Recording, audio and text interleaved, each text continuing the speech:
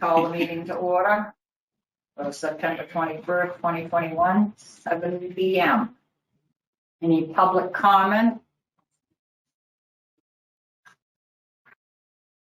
Seeing none, then we will start with 3.0 or 3.1. Vote to approve the cost of legal fees for the land donation at 0 Warren Street. All right, so it's not often we get good news. And last week we received some really good news. The property owner across the street at 0 Warren Street, so that's a vacant lot that runs parallel to Warren Street. It's owned by the Norman family. It's actually under the title of Viking Corporation. Dave Ross, the chairman of the Economic Development Committee, had a conversation with the owner last week, and they came to an agreement that the owner is willing to donate the property to the town at no cost to the town. His only request is that the town, because it's a donation, cover the legal costs for the land transfer. So I told him I'd come to the board and then respectfully request that he appropriate funds to cover the legal costs for this transfer and any closing costs. Typically, a closing like this is somewhere in the neighborhood of about $3,500 to $4,000 in legal acquisition costs. So, with that being said, I just ask that you consider those funds. I think that's a good thing. That'll expand the parking too, won't it? Yeah, I mean, it does a lot for the town. It was one of 3 priority parcels that the EDC had identified in their most recent strategic planning process. It helps with the expansion of the parking lot. Dennis and Kelly had worked with an engineering firm about 1.5 years ago to redesign that parking lot to go from a 15 parking space lot to 21 spaces. And part of the reconfiguration would encroach on that land, so that solves that problem as well. And then from a standpoint of closing Warren Street, if we were to close Warren Street, we'd have to go to town meeting. And if we prevented access to any of others' property, the town could be held liable for damages. So that issue of damages would go away as well. So this is a win on multiple fronts from an economic development standpoint, but from an expansion standpoint as well. Do we know approximately how large this parcel of land? Because it does not appear that there's hardly any land between the parking lot and the brook. So does it straddle the brook, or is it on which side of the brook? It's on this side of the brook. Up to the first neighbor. Like if you think about that, yeah, it's going up the hill, that it's not really. So do we know if it's obviously a fraction of an acre? So what would it be? Something like 0.15? Or I didn't see the map attachment part, so I don't know what the parcel looks like. I think it's an acre like I'm going.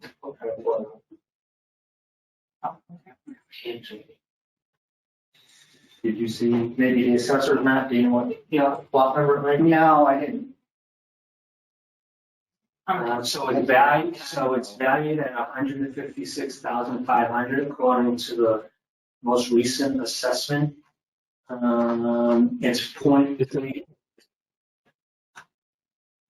0.3. I was going to say it's a third of an acre. Okay. And do we know, are there any taxes owed on the property as it stands right now? Last time we checked, and that was 1 year ago, it was paid to date. Brett, do you have any questions? I don't have any questions. Nope. Seems like a no-brainer to me. Dave, any questions or comments? No, as the town manager said, this is a big win for us. It's going to allow us to increase the parking downtown, which I know some people are concerned that we're going to be losing parking. It creates an opportunity for a little bit of a park over there. It allows us to close Warren, which was identified in the vision. So it's a win on multiple fronts. And this all started because we were just trying to identify who the landowner was and got in a conversation with him. And I asked him if he would consider donating it. And he said yes. And it's coming together rather quickly. So we're very pleasantly surprised. Thank you for doing Which one would be town hall, would be this parcel? Yeah. Okay, so it's kind of, it's actually, other than Warren, it's almost landlocked there. Yes, Except for exactly. Warren. Yeah. Okay. Can I have a motion? How, do you want to go 4,500, 5,000? See, to be safe, I would, if you just appropriated 5,000, I think that'd be more than what, because obviously turns back to the account. Okay. So what do we have for funding sources? Selectmen's account? Yeah, in this case, I use the selectmen's account. Make a motion. That sound good? Brett, does that sound good with you? Sounds great.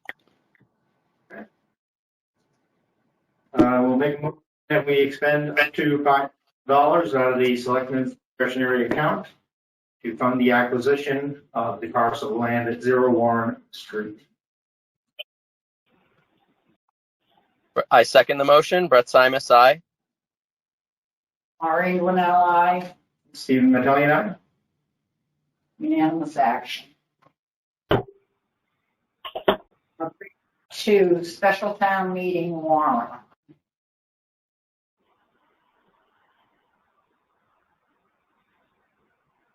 Article 1 is for the funding of the contract negotiations. Yes. So right now, that's a placeholder. We have settled the contract with the police union. As you know, the board has already executed that contract. We're in the process of working with it now as far as going over what the costs are associated with that. And then the DPW director and I both have pending meetings with the 2 DPW unions, which we both believe will be settled prior to town meeting. So it's my hope that because we're so close to town meeting and pending these negotiations, that we could go ahead and at least at this time use this article as a placeholder, knowing that prior to town meeting. I guess what I'm trying to avoid is to force the 2 DPW unions to have to wait until May to receive their negotiated increases. So again, this 40,000 is strictly a placeholder at this time. You have to do retro on May 2 back to July, right? Right, exactly. We would have to, in May, we'd retro all the way back to July 1st. Right now, we would just retro November town meeting back to July 1st, about 5 months. So you do have an agreement in place, you said, with all 3 unions? You I said have an agreement in place signed already with the police union. And have we believe, one more round of negotiations with the DPW unions at this time. Now, if something were to fall apart, obviously, we'd only be going to town to resolve the police contract, because that one's already been signed, and they are expecting at the fall town meeting to receive actions.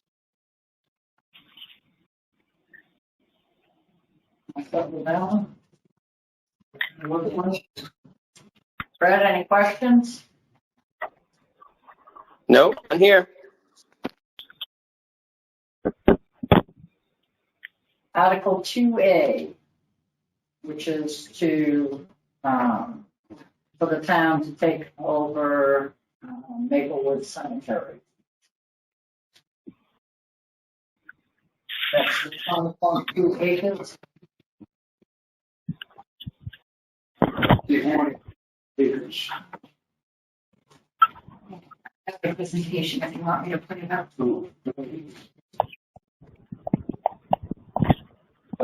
PowerPoint presentation primarily for the November special election, Derek, for benefit. It may be modified between now, but this was a quick put everything we've talked about down on the presentation piece of paper so everyone can look at it.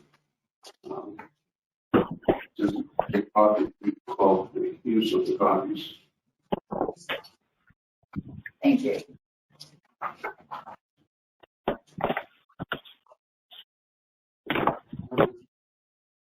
Pretty favorable. So we started with the past and the long term, developing a new cemetery from undeveloped lands. Would take at least 5 to 10 years through the process of acquisition, survey, engineering, permitting, state approvals, physical condition, etc. And that's assuming we could find a piece of land. The piece that we had identified as of a year ago and brought before the board was an approximate 10-acre parcel in Westboro Road. And to date, we've still not received any feedback from the board as to your position on that piece of property. At the meeting that we presented that and requested that piece, it was asked, I think, Steve, by you, what's the status of Maplewood? And I'll be honest, I was barely familiar with Maplewood that even existed in town at that time, but I'm certainly familiar with it now. So in a series of discussions with the trustees of Maplewood Association, they have asked the town of Upton to take over the cemetery due to all of the gentlemen. Seriously, they're all approaching 80 years old and they are running out of money to continue to manage it anyhow. So we've taken that opportunity to take the money they have had left and use it to make all of the improvements that they have neglected over the last 30 or so years. Maplewood's first burial was in February 1863. The Knowltons were buried there in 1886, and I believe the sons of William Knowlton contributed greatly to, sons and daughter of William Knowlton, contributed greatly to the development of it as a lawn park cemetery.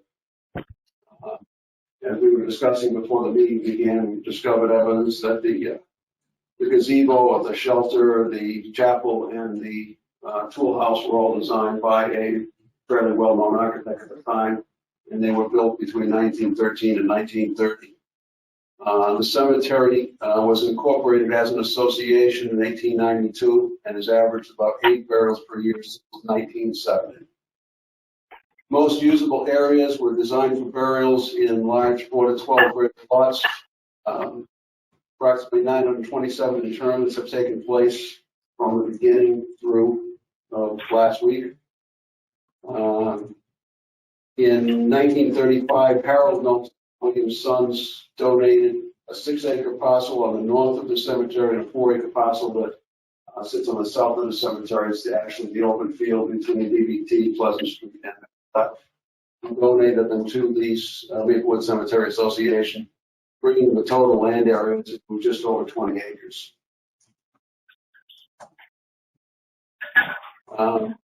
The trustees met in May of this year, formally asked the Cemetery Commission to accept the entire 20.2 acre property as a gift due to rapidly deteriorating finances. A major effort was undertaken in conjunction with the Cemetery Commission to address all major maintenance issues in the cemetery. So we removed about 20 dead, dying, and fallen trees. We've had masons in to restore most of the restorable stonework, except for the stone wall. We have removed 33 stumps last week that were prominent throughout the cemetery. We're in the process of cleaning those up, lowering them and seeding them over the next couple of weeks. We have, I can't remember half the thing, but then we've restored the picket fence from a very highly deteriorating condition to what it used to look like, I believe. We currently have a new agreement with DBT to manufacture another 160 pickets, which should be done by Thanksgiving, which will complete all the restoration work that was started back in April. And we have received several quotes and selected a mason to restore the 600-foot stone wall that rides along Maple Avenue at the entrance to the cemetery. And we have gone before the Historic Commission and the CPC requesting funding, and that is one of the Article 2 warrant articles for the November special town meeting to appropriate up to $50,000 for the restoration of the wall. The selected bidder currently resides at $36,500. There may be 1 or 2 other smaller repairs we'll ask them to make. It's part of the project.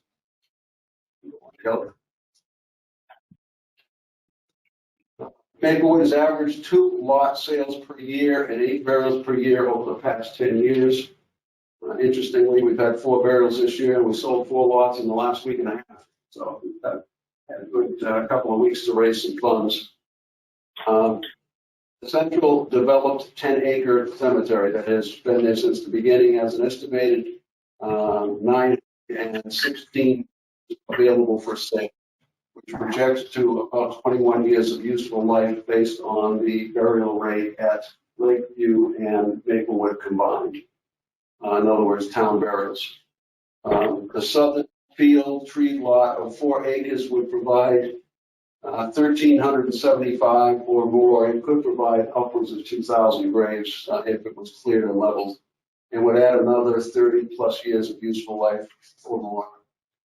The northern 6-acre lot would provide at least 1,100, and there is an open discussion that's been had with Blackstone Valley Tech to lease the land to them, in which case they would fully clear it, level it, seed it, do everything we need to make it a cemetery space, and use it for recreation fields for the next 25, 30, 40, 50 years. That discussion can be had after the acceptance of the cemetery is final. But that would save the town an inordinate amount of money in developing that piece of land in cemeteries in the future, and provide a benefit to our local school system. Next one. Yeah, sorry. Maplewood has agreed to transfer all remaining funds, and at this point, with the money we've invested in maintenance this year, it's going to be somewhere potentially as low as 15,000, maybe 20,000 by the end of this year.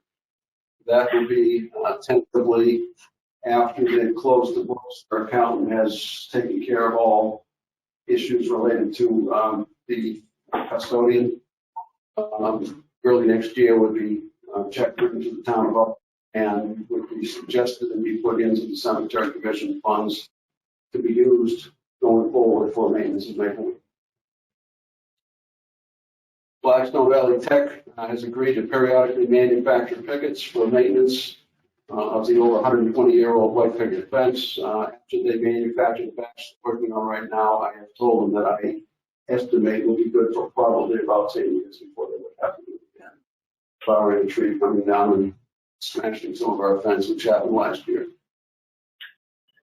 The Cemetery Commission will evaluate requirements to allow the chapel's use for burials. So one of the ideas that I've come up with, and right now we have a painter about ready to begin painting the interior ceilings and the exterior trim and doors and windows to bring it back to its original condition. That it potentially could be used for burial service, for weddings or any other ceremonies, and perhaps we could come up with a fee to charge to raise a few thousand extra dollars each year by using that chapel, which is sat there just looking back at us from. So hopefully it can be used for something. You want to scroll down so we get the title on this staff page? No, you get the title, yeah. Plans to develop Maplewood after acquisition, estimate 1 to 5 years to pave the major roadways, maybe 1 to 10 years to pave the major roadways, paving some each year.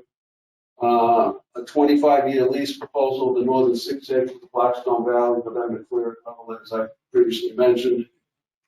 10 to 15 years to clear the southern 4-acre lot and prepare that for cemetery use. So the first 5 to 10 would be to pave and make whatever improvements are necessary to complete making it a modern cemetery at Maplewood. And then after that, begin to develop the southern 4 acres, clearing the treated section between these parking lots in the field, leveling it, putting the roadway, putting a fence around it, and making it ready for cemetery use. While hopefully we can come up with an agreement with BVT that they would work on the northern portion, so that we would have cemetery space tentatively for 100 years, 80 to 100 years, maybe longer, depending on what happens to burials over the coming several decades. Will now be recorded.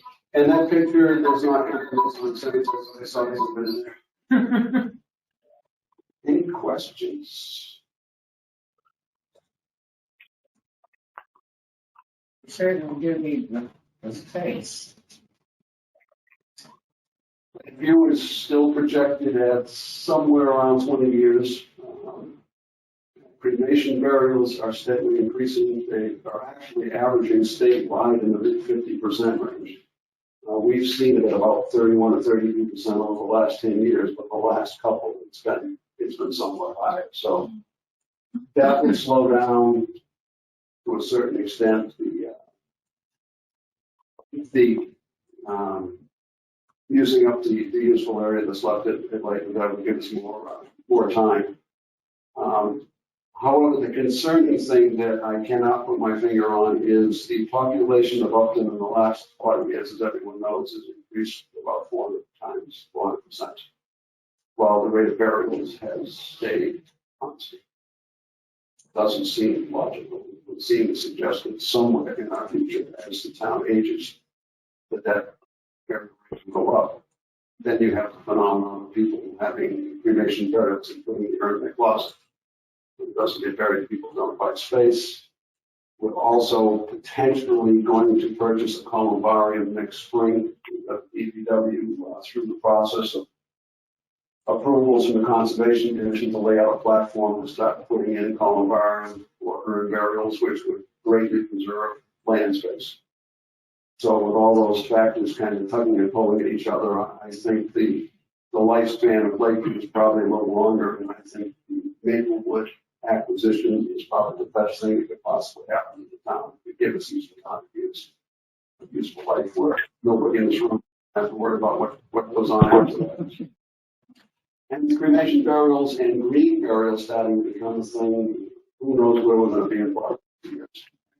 So I think certainly the work that I've done at Maplewood to bring that its historic perspective, people have already started. I think that's why we sold a few lots in the last 15 months. People are seeing what it used to look like.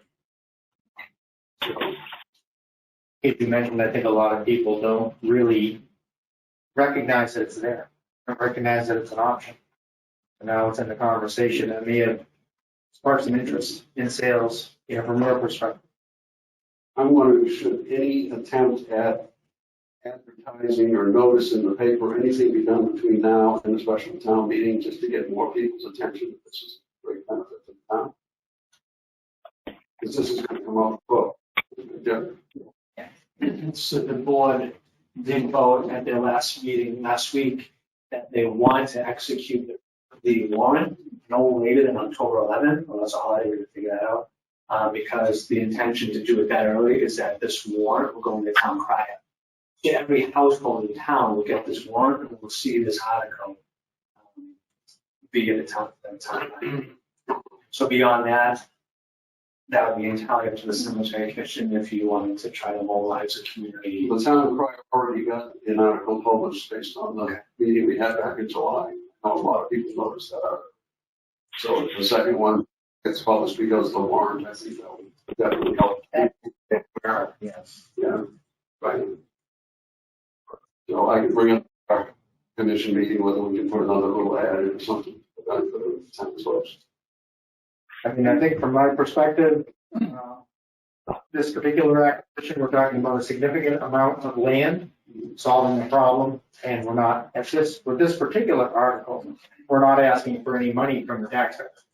So I don't think that this particular article is going to be a hot button topic. There's some other things in the draft warrant that may be, but I don't believe this will be, so I don't. Well, it's coupled with the expenditures that are needed for equipment to maintain it. It's coupled with the expenditure that I'm asking for to restore the historic stone wall. And they're coupled in the same article, so people are going to maybe see it as there is some expenses there to the town. So. But it's making it better. Well, I know that, I agree with that. Yeah, So someone in theory could vote yay on 2A, but nay on 2B. So that's why I say that there's other articles, and I think that particular article I think is pretty straightforward. But again, you raised a good question. Maybe when we're talking about all the other expenses that go along with acquiring it, maybe that would be a reason why people may want to vote no on. Brett, So- any questions? well, yeah, sorry, just, I mean, I think that all of these under 2, you're right, Steve, you could probably do some without others, I suppose, but I think that it sort of feels like a package deal, because if we buy the cemetery, but we're not gonna buy the equipment or hire the people to take care of it, I'm not sure. The stone wall is different, but the machines and the people to maintain it seems like you would need that, or else we would buy it and it would go fallow. I was wondering if the stone wall should be pulled out of 2 and put in a later warrant article as a separate standalone article. Well, they're all voted on. They're all voted on separately, so I don't know. They're all voted separately. They just bundled together because they're all linked together. Except that the stone wall is a nice to have. Let's fix the wall, but it isn't necessary to take over the cemetery. Because the reality is that if this doesn't pass in December, we will leave them with $16,000, $17,000, $18,000, and they'll be able to survive for about a year. And then they potentially can walk away from it and say, Upton gives a piece of land, we can't maintain it anymore. So hopefully the townspeople see that and say, yeah, this is a great opportunity to expand our cemetery space for the next century. You've already done a lot of work on it. And unfortunately, in the process of getting painters to paint the chapel and asking the current custodian to clear out his living space, he quit. But now not only the maintenance I'm doing now, I've got to maintain it for 3 months until the town takes over. So. Well, I don't see a problem with Article 2A. I actually don't see a problem with 2B either, because you have to maintain. I don't see a problem with any of them. I'm just being devil's advocate saying, Yeah. if people see this as a package, and by the way, we have to spend money. So The reality is we could go spend $500,000 and buy a piece of land somewhere, and another $250,000 to clear it, level it, prepare it, in a cemetery. And they're going to give us a checkbook when they're done, give us a piece of land. You can't go wrong. It's almost like the third of an acre. Here, take it. Right. And he has a little bit of money to play with. So, what will be the process assuming the town accepts it? Will we have to have the town attorney do a deed and? Right. So our attorneys would get involved, they draft up the agreement. I wouldn't call it purchase and sale, it was similar to a purchase and sale. And then they would execute it, and then they'd register them to the Ministry of Deeds. And in the warrant article, as you wrote it, you mentioned the deed references. I'm not sure you caught the latest reference. I didn't have time to research what it is, but it was. I have made those modifications per Mr. Fowler.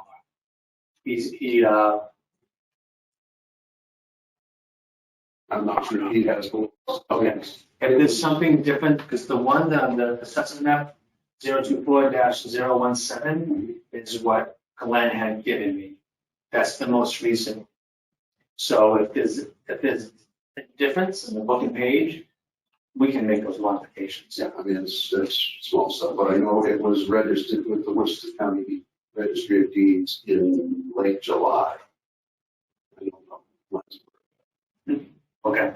After all of the survey work and everything else, they asked them, do you want to have this registered? It's absolutely. Yeah, right. Yeah, Register the latest updated survey, which is, around 20 years old, the original one. I don't think it's crucially important or not. I'm just saying, I'm not sure. I think somewhere. it would be important to reference the most recent booking page. I can look that up and get it to you if it's different than what you have. I got it correct. I don't know. okay, so 2B is to raise and appropriate or transfer $83,200. What makes that up, that $83,200? Okay, so that's mine. So it should be in the explanation. I put how it's broken up.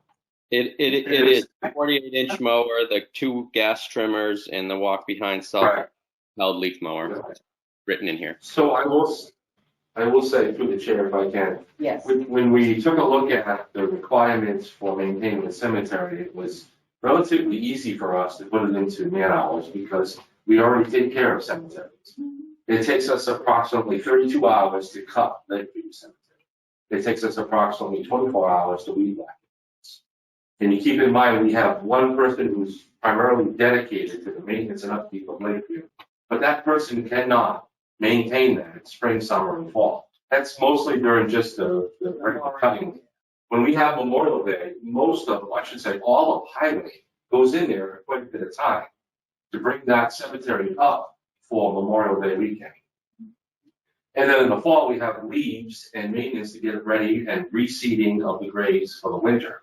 All that time that the extra staff goes in there creates an inequity in the balance of, what's the man hours when you're trying to figure out the hours. So when we took a look at Maplewood is a larger cemetery. And it has more hills, which are tougher. So we had to take an honest look at what the equipment was going to be required and think of it as in a public works sense. It's not, we're just going to take a person and equipment and put it in Maplewood Cemetery, and that's where they stay. They become a public works employee, which the philosophy is to utilize interchangeably equipment and personnel to the greatest extent possible. That employee will plow snow with the rest of the employees during winter, not just the cemetery. And our crew will go in and help that cemetery during spring and fall, not just that one person. So that's how we figured out the equipment need and the labor need. Questions, Steve? Well, when I look at it, I think there's another way to do this, right? There's a lot of operations in this town that we do with some contracted labor, right? Paving operations, we have a water break, we hire in outside contractors to fix water main breaks, things of that nature, snowplow operations. There's probably another 20 different things that we hire out. This particular operation, now I understand we have a cemetery, committee. We used to have a 2-wheel drive dump truck. That was our cemetery dump truck. We don't know. We got rid of that, right? We have a 4-wheel drive, 1-ton dump for the cemetery. It just seems to me to pick up all this additional equipment to just maintain that additional parcel of land is too much. It's too much to spend. I would look at this and say, what can we hire that out for? Just as we have tree work done in town, we have paving, again, I mentioned water work, all these different operations we have in town.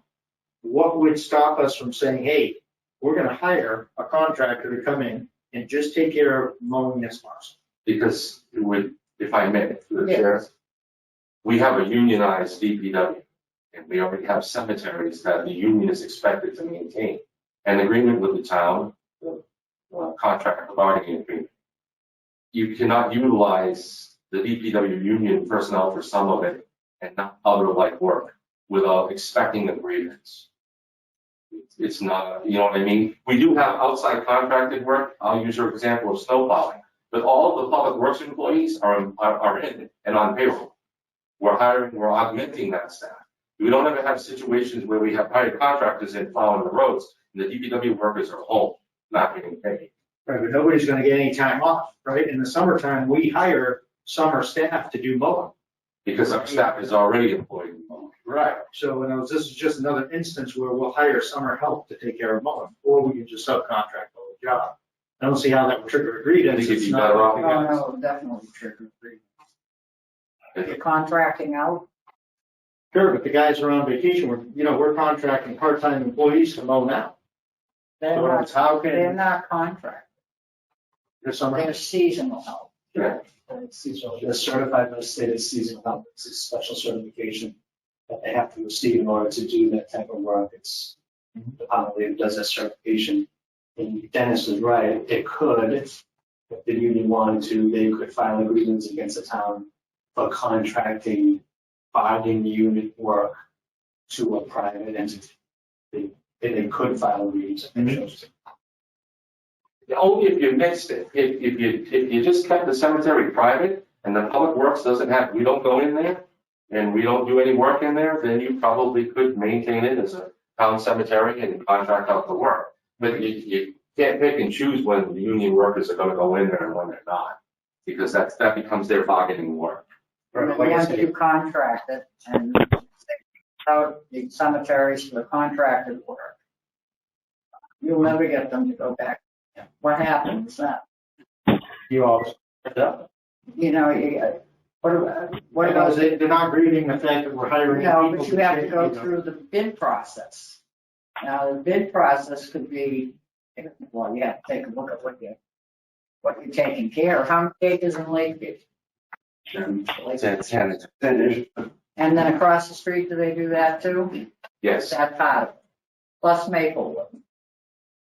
Across the street from Lakeview. Yes. Yep. And I see that in. And where Dennis has already said, they just don't do the cemetery, they plow in the wintertime because they're all part of the same bargaining unit. Right. For the taxpayer, this is not, in my opinion, and from what I'm hearing out and about the town, that is not a reasonable amount of money to expend on capital to take care of that particular parcel of land. We're asking for $7,000 dump truck with a plow. We're asking for an $8,500 mower. It's just too much of an ask. Now, let me ask you this, Dennis, if we so purchase this, you can, the equipment is now cemetery for all three. So, I mean, it's not just for one cemetery.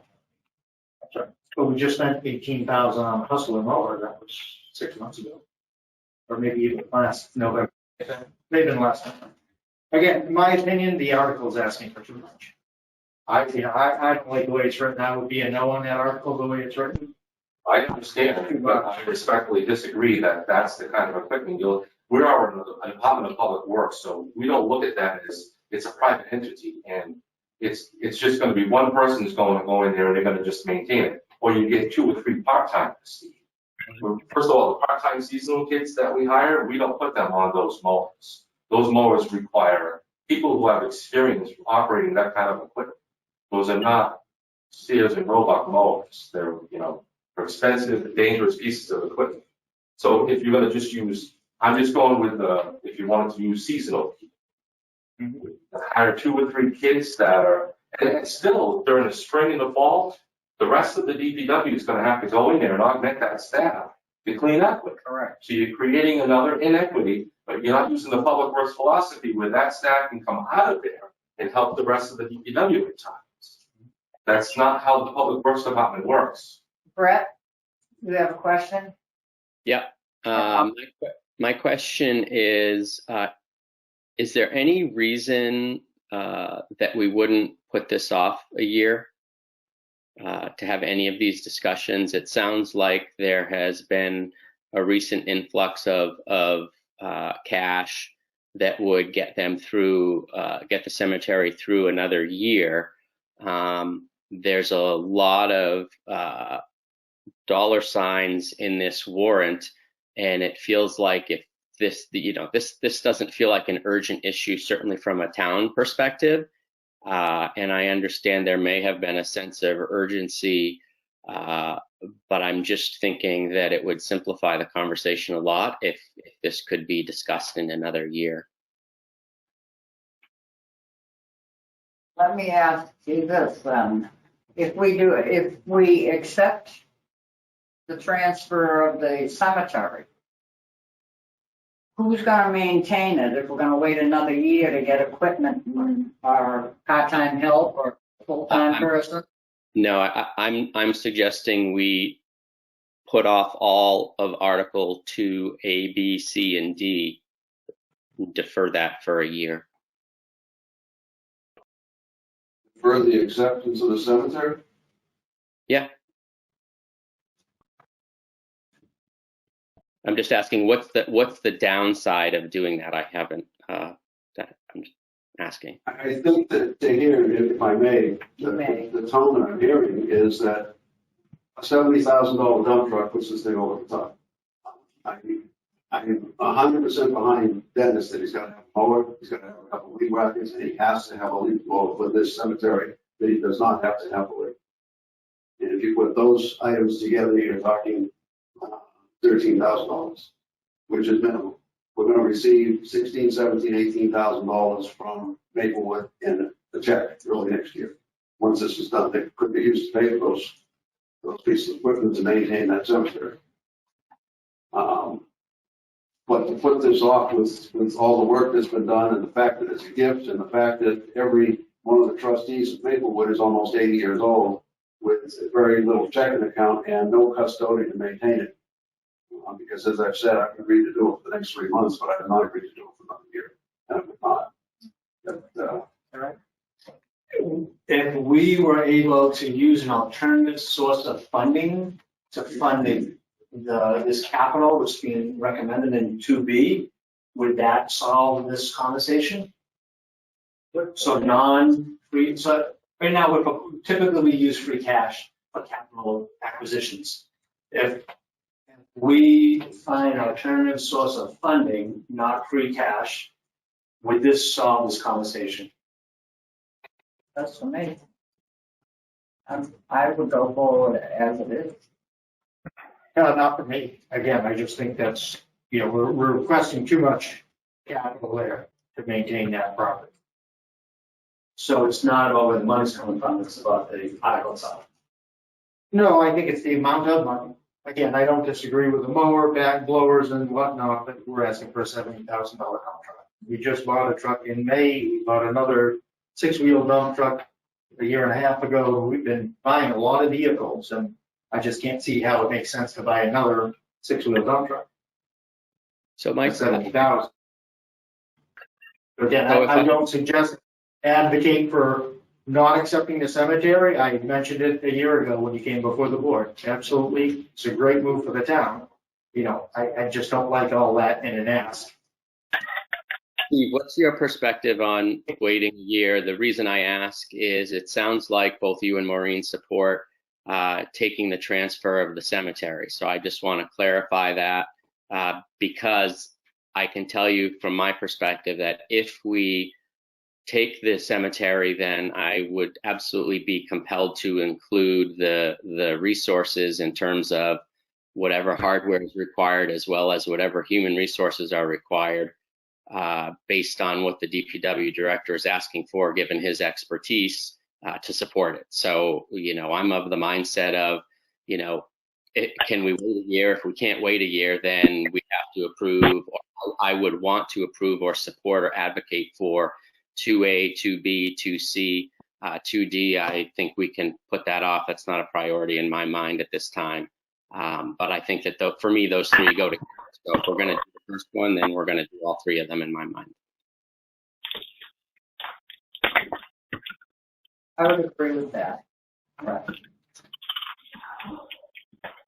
Like I said, I just think, mentioned, it's easy to say, okay, we're going to get 15,000 in the checkbook. We're buying a mower, a couple of backpack blowers, some other equipment. I think that makes good sense.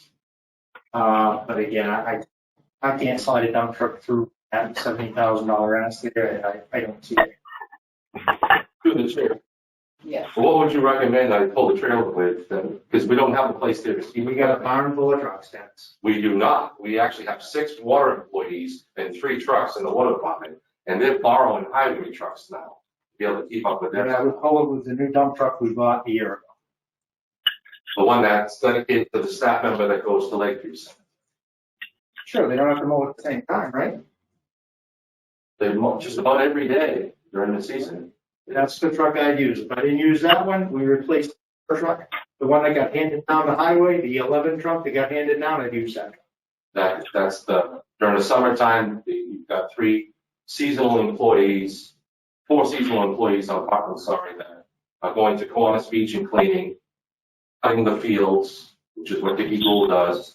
So, and they're dividing up 2 trucks, so there's usually 3 kids in 1 truck, as it is. I'm just trying to understand because I see this every single day, 5 days a week, and I don't see the plethora of trucks here.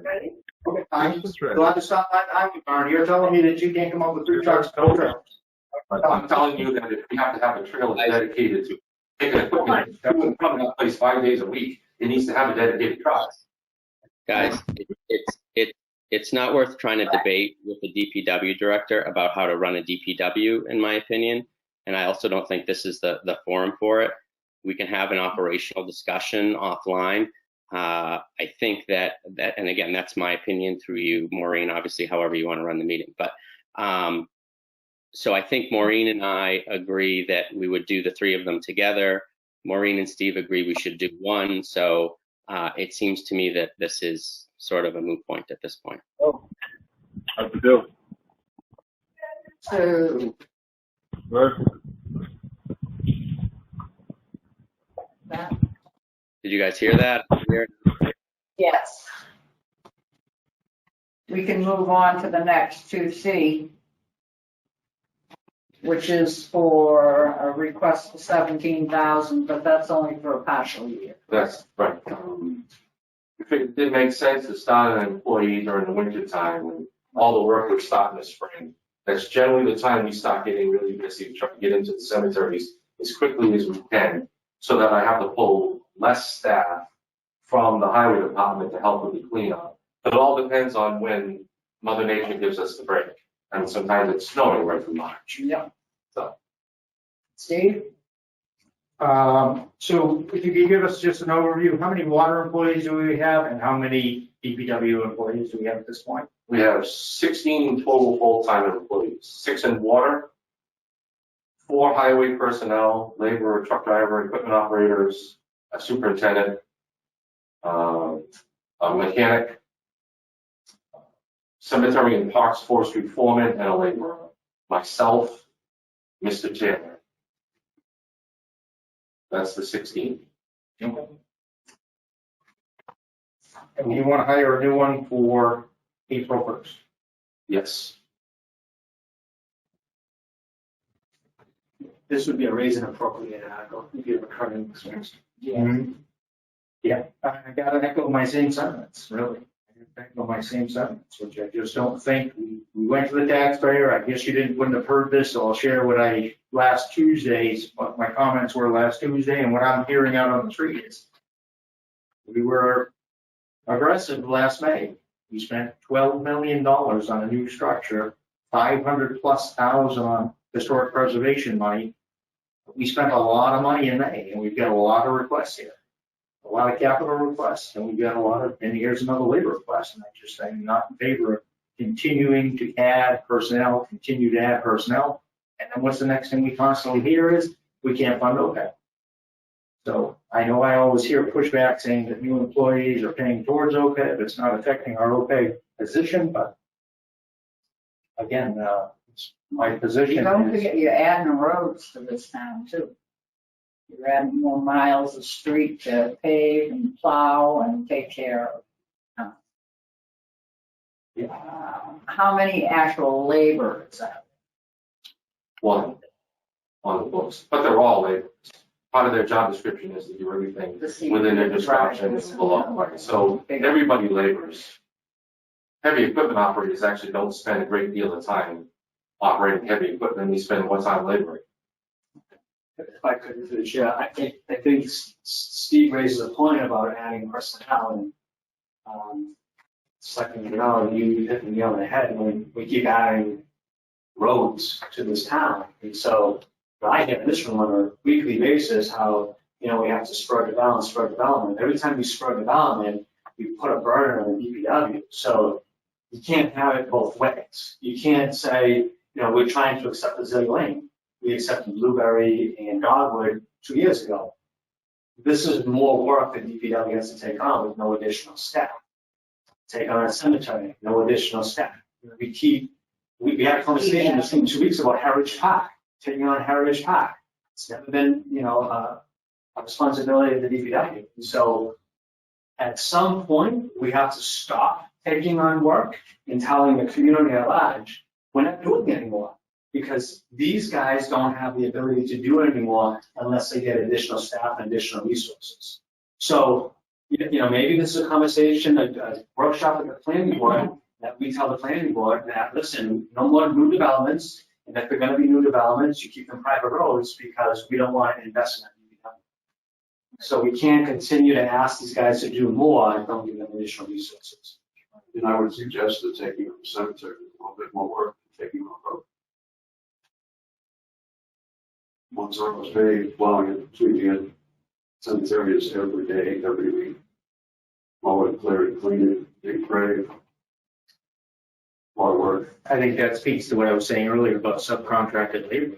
I think that we've got to start looking at that as an alternative to continually hiring new people because we're digging, we seem to be digging ourselves a hole that our kids aren't going to get out of. Maybe one alternative, what else did, landscape contract, maintaining up 3 major centers. I don't know if it's being less expensive, but what it costs Dennis to do it now, and whether you get even have some quality work. We have to negotiate out the needs first. Yes. Madam Chair, are we looking to vote on these as a board to make a recommendation about including them in the warrant or not this evening? I don't believe this evening, just going through them to get a feel of where we're all sitting at. Okay. I feel like we have a pretty good sense of that. Yes. We could take a vote on it if you'd like. Steve, you, Brett? Yeah, I mean, whatever the intent is, I think that we're all, I mean, I think we have majority support for 2A, 2B, 2C, and, I didn't support 2B, but I think that.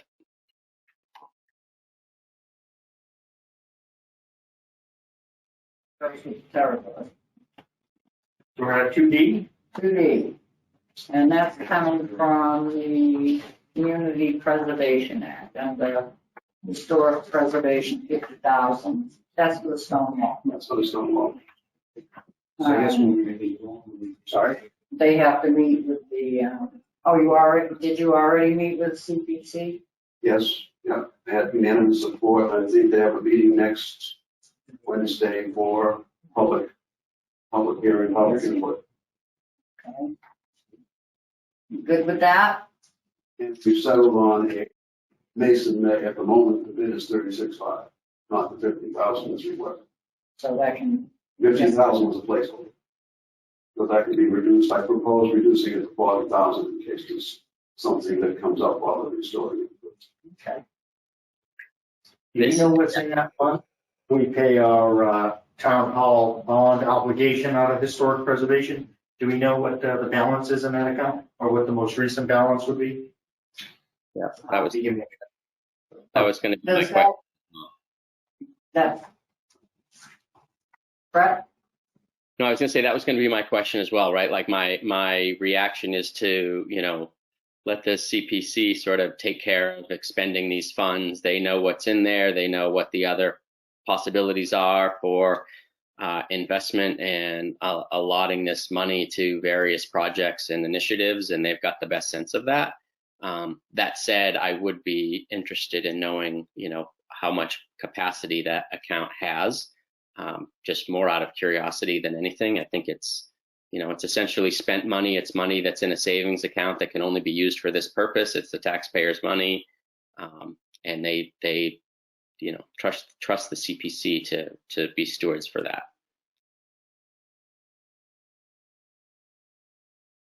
Some of that out of the undesignated fund balance to I'm not sure how CBC voted on this, if they voted this out of the undesignated fund balance, because that's. I was going to say they haven't, because their public hearing was October. I think they just scheduled the public hearing, so that's when they take the vote on where they recommend the monies come out. Seemed to be, they said they had low 100s, but I'm not checking the fund, so I can't speak to what they had. Yeah, I mean, clearly they wouldn't they wouldn't approve it. right, they wouldn't have enough support this if they didn't have the resources to support. But I'm looking at the expenditure ledger and I'll have to, depending on getting. Yeah, it was kind of, you mentioned, it's kind of, and Brett may have mentioned as well, it's kind of a two-part question. Just curious what the balance is each year after we pay our town hall obligation, and then also, would undesignated qualify? Yeah, that was basically where I was going with that. Agreed. Okay.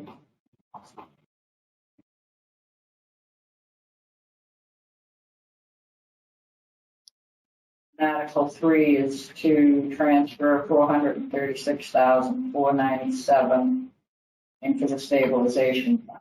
That's just, So this is a reappropriation. So this article came out of the workshop between the finance committee and the board of selectmen a few weeks back, where there was a group consensus that the Article 7 from the annual town meeting was $436,497. And then just to reappropriate that Article 7, which was earmarked to go to the schools, and you're right, it's from free cash, and then just pull that back and now reappropriate that to the stabilization. back into free cash, correct? Right, so this is basically, it's a net zero because we're taking the school district money and just moving it over to stabilization. Right. No, I would just offer for clarity, there was group consensus at that meeting, but I think that, Steve, that was the meeting that we didn't have your voice there. I tried to represent you as best I could, which is probably not the best thing, but I do recall that I think that you were not able to make that one. Yeah, I mean, my perspective is we tend to ignore the capital stabilization fund. And I feel like we kind of hit our benchmark for stabilization. Once you look at that capital stabilization, we have 2 million in one account and 250,000 in another. So my perspective is we really don't need more money in stabilization. So I would probably just assume keep it as liquid cash as opposed to stabilization. You know how I feel about that. You love stabilization. I'm trying to see if we could maybe lower taxes in this town. So I really like How do you, overtaxing and stick it in stabilization.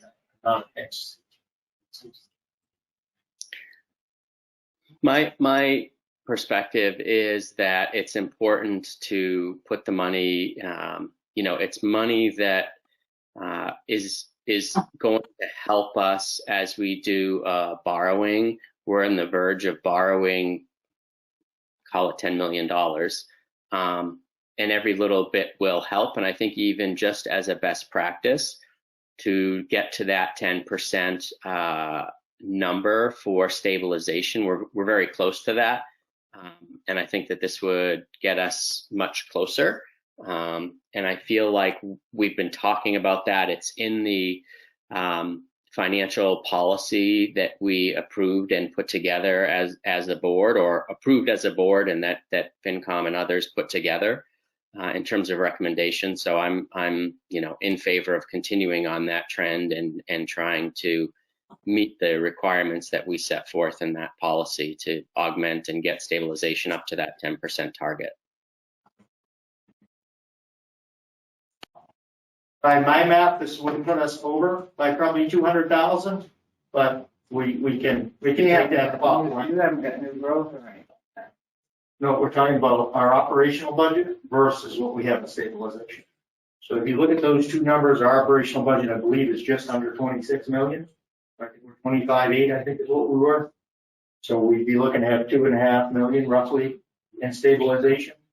I don't think it puts us in.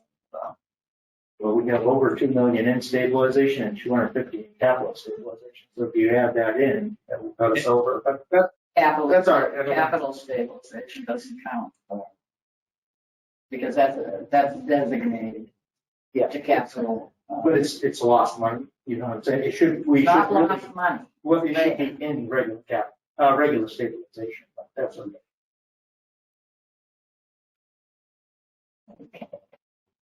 I was going to say, Steve, I wouldn't disagree necessarily with your math. I do know that when during the workshop, Kenny walked us through very specifically the dollar amounts in these various funds and how we get to 10% and whether we get there at June 30th this year or June 30th last year. So there was a lot of nuance to how he was describing getting to that 10%.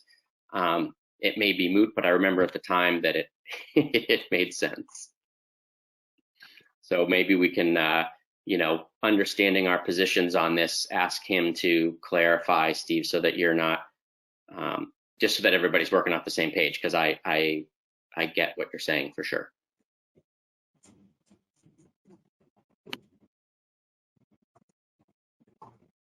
All right. Article 4. I think who's up next? We're gonna go, so Article 4 is the chief's article, but the chief's gonna be in next week to present the transition plan, so and then Article 5 is the $900,000 for DPW building. The DPW feasibility committee is meeting tomorrow evening, and it's probably best that they come before the board to talk about their article. Okay. So I think we now on to Article 6. Which is to raise, appropriate, transfer $30,000 for hiring a consultant to determine the future use of the Milton Steam. That is an article being advocated by the Economic Development Committee. So Dave, you want to speak to that? Yeah, so this article comes out of the discussion we had 2 or 3 weeks ago about trying to determine what the future of Knowlton Racine should be. We think that there's 2 potential uses for this funding. So the first use we talked a little bit about in the meeting was, what's the true cost of renovating the building and bringing it completely up to code if we were to do that all in one shot. I see Matthew is there, and he was able to provide a report that was done 4 or 5 years ago on what it would be to renovate the Racine building. So we have a real list of everything that needs to be done. So is it worth spending a bunch of money to, in essence, get the same list but with updated pricing? Maybe. But the other thing that we think would be a good use of this is almost a update of the town visioning exercise. So we're 3 years out from when we did that visioning exercise, and working with a consultant. And the reason we're saying that is to have somebody who is a impartial third party kind of lead the discussion. If anybody in town government leads this discussion, there are people that are going to say we steered it in a certain direction. So having that third party kind of moderator walk us through the process and lead that discussion to say, okay, now that we've acquired the gravel parking lot, that the community center is going on Milford, that there's a mixed use development happening on 8 Grove. We've acquired and torn down 6 Main. It looks like we're getting 0 Warren donated to us. There's a lot that's changed from where the vision was. And the original vision had the Racine building just kind of identified as being there, and potentially as mixed use, potentially as something else. So we think we're ready for that next step of figuring out what needs to happen with that building. So are we particularly ready for this, and is it all buttoned up for a November town meeting? I'd have to say no. But at the same time, we have to start somewhere, and if we can reserve this funding, we're not going to hire a consultant on November 10th or 15th. We will be able to bring them in early in the calendar year and start this process. So come May, we can make an informed decision on the future of where that building is going. Part of the reason we went with $30,000, that number is slightly higher than what we spent for the vision, was, as we all know, on town meeting floor, we can reduce the number, but we cannot raise the number up. So we have, 6 to 7 weeks before town meeting where we can fine tune that value and potentially reduce it. But the EDC feels that determining the best use for what Racine is going forward needs to have community support and involvement behind it. Because we've seen before, we tried in, I think it was November of 18, went to town meeting floor, we were really without a plan to sell Holy Angels, and Racine was an article, and those articles ended up getting pulled or passed over because there was no plan. When we brought the vision forward in May of 19, the Holy Angels vote passed almost unanimously, I think. So when we're able to show that the community has come together and said, this is what we want to do, we find everybody buys in and it's a rather smooth process versus having a very cantankerous debate and people viewing maybe that there's some secret underhanded work going on. So I wish that it was a much more clear defined, this is exactly what we need for, and it costs this much, but that is still in development at this time. And I think the EDC has shown that we try to bring things in under wherever we can. We try to find the best deal for us. But unfortunately, this project does cost a little bit of money in terms of divisioning and setting that foundation correctly for everyone. So, Madam Chair, I turn it back over to you for questions from the board.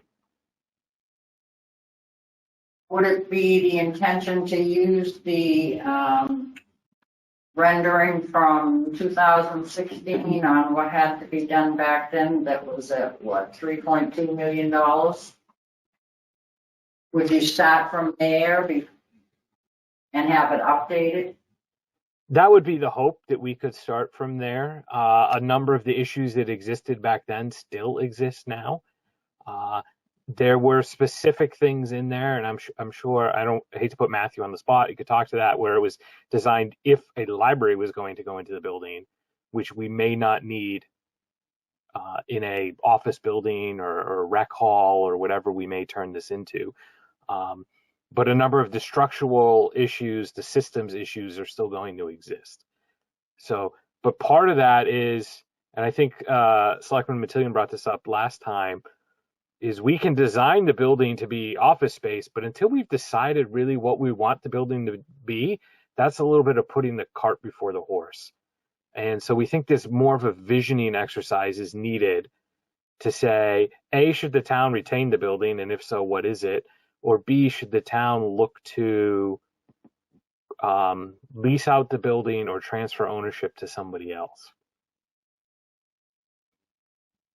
Thank you. Brad, any questions? Yeah, a couple comments, I guess.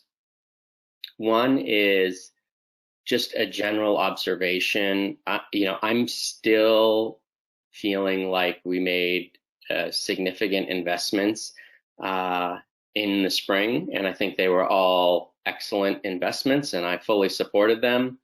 I'm a little bit weary, as Steve is, of coming back and doing a fall town meeting with a lot of expenditures on it. I think the more we can keep it to a minimum, the better. That's just my sense at this point, and my focus.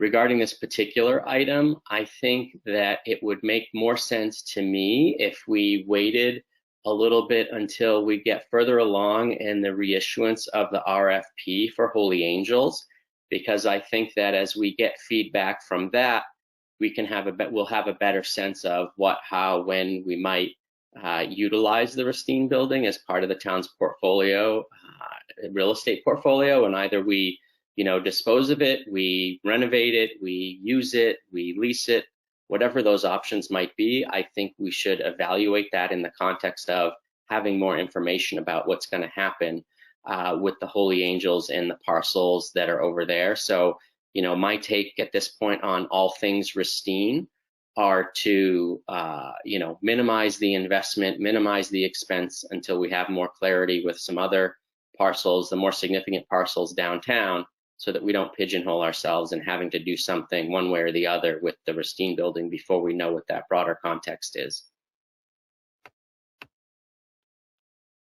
Dave, on the RFP, when had you planned on sending the RFP, and wasn't that part of trying to find out what we were going to do with the Racine? So there's two approaches we can take with the RFP. We can issue an RFP which is similar in size to what the original one was, which we would, in that case, most likely release it in early spring, late winter, early spring, so hypothetically March, and that would exclude Racine. And then the second option would be to include Racine to make it a more attractive project to larger developers. We don't think a large developer is going to come in for the arcade block. But we would have to wait to receive town meeting approval to sell, lease, or transfer the Racine building, which wouldn't happen till mid-May. So we'd be looking mid to late May to release the RFP if that was the case. The EDC would work on writing it over the spring, so it was in essence, lined up in the can, ready to go, pending town meeting vote. So we haven't gone down either of those routes 100%, because I think that's a little bit of discretion at the board as to which way the board would like us to proceed. Steve? Yeah, just a couple of comments. I hate to be redundant, but I think that we as community leaders have to kind of give a sense of the historical significance of our downtown. And I think I said it at the last meeting, we only own 3 historical properties, Christine being one of them, Holy Angels, and Town Hall. So, we've got to look at that carefully. I think that we should keep the building for the town's use is my theory, my thinking, and it's kind of what I've heard from a lot of residents in town. So I think maybe it's a little premature, as Brett had mentioned, maybe a little bit premature to ask the taxpayer for $30,000. Does the EDC have an opinion regarding the historical significance of the building? So we have 2 members of Historic on the EDC, Donna Chardins and Catherine Worsham. And we have been, their opinion, and this is their personal opinion that they've shared with the EDC, not the committee's opinion or the commission's opinion, but it's an informed opinion because they're on there. The Racine building was not considered a contributing building to the historic district because the exterior of that building has been modified so much. So it no longer represents what it used to look like. And so from a true historic viewpoint, it's 150 plus years old, but it's been, as I said, modified and changed so much that it doesn't look like it did in 1875. I would say, Steve, I agree with everything you just said, and I would add to it that in addition to keeping it, I would at some point in the future, certainly not the near future, advocate for restoring the building to represent that original historic design and architecture so that it can become part of the crown of the new Upton, revitalized Upton downtown. I think the building has a remarkable story. It has a remarkable history. I agree, unfortunately, it's been reduced in terms of its historic character and charm, but I think that that's a worthwhile investment of historic preservation funds. As much as I like stone walls, I think that renovating a building like the Racine building is a much better use of historic preservation funds, in my opinion. So, Steve, I agree with everything you said with that additional commentary. So I said this at the last meeting, EDC is not directly advocating for the disposal of the building. And the purpose of this article is, as Selectman Simus said and Selectman Matillion, we'd love to save the building. It's going to cost $5+ million to do that. But we won't buy a lawnmower because it costs $8,000. Where's the $5 million coming from this building? We just spent $12 million on a community center. We're going to spend $10 million on a DPW potentially. Where does this fall on the priority list? And if we're not spending $5 million in the next 3 years, and when it's going to be 10 years from now, we all know what happens with the cost of construction. So is this going to be an $8 million project? At which point it might be easier to build new and completely updated instead of trying to modify historic. And also, this property then does not go on the tax rolls. So it could potentially go on the tax rolls if we are deciding to, move it off to do something else. So these are all options. These are all possibilities. And that was the purpose of this article, was to explore those, to inform the residents and the boards in this town how much it's going to cost to modify this building and what potential use there is of that building. And if it was to become a private office building or mixed use building, how much would it generate in tax revenue? Because that's an important thing to know. If we have to renovate it as the residents, how much is it going to be? How many offices could we potentially add there? If we think about town hall growing, even though I'm hearing we don't want to grow town hall staff or town staff, so then we don't necessarily need more space for town staff. So I'm a little confused by some of the lingo or the terminology being thrown out, because we don't want to invest in certain areas, but then we want to potentially really invest in another area. So if anything, this tells me we need to have some type of visioning exercise, and maybe this is the wrong route to go and do that. And instead we need to have some type of an all boards, all resident public hearing session, or a couple of those to determine that. But right now there's a lot of ideas being thrown out there, and until we have figures and information to support those positions, it's a lot of gut feel or I like versus what's really the right thing to do.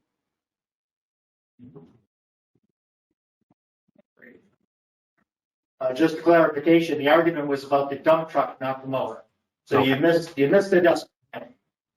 The $70,000 dump truck versus an $8,500 mower. So that was the discussion as far as that goes. I did quickly review the structural study that was done on the building, and everything in that report is geared towards the building being used as a library. So they talked about each column, each floor, what it could hold, what the threshold need to be for a library. And as you had mentioned earlier, David, if it's used for regular office space or some other capacity for the town, it would not need to be built to library standards. Mm-hmm. So those numbers that, again, if it was 3.2, that was a full 3-floor renovation, which again, I'm not suggesting that's what we do. There was another option within that engineering study that was done that was just to renovate the downstairs of the property. And I think that was somewhere in the order of $500,000. So, there's a lot of options there, but I would suggest we have a town manager, we have a town planner, we have a very capable EDC, we have a board of selectmen. We've got a lot of personnel in town that I think if we put our heads together, what I find with these studies is the first 40 pages of the study is all information gathering that we have provided. So I feel like, we should talk amongst ourselves instead of trying to talk through a third party, whether it be, an engineer or some sort of a, some other advocate, somebody from CMRPC, whoever it may be, but I just don't think that we're ready to do that just yet. I think we should get some ideas amongst ourselves. Again, town planner, town manager, EDC, BOS, let's throw some ideas amongst ourselves and see what may make the most sense before we ask the taxpayer for $30,000. And I can tell you from my perspective, I think that it's not a question of whether it's worth spending $30,000 to get this kind of information and answer the questions you're raising, Dave. I think it's more the timing and the sequencing and the prioritization of what it is we're trying to do downtown. And I think that if we take our sight off of the arcade parcel, then we're sort of diluting our focus and run the risk of stretching ourselves too thin and trying to come up with some kind of exotic plan around the Racine building and not really knowing what we're doing with the arcade block.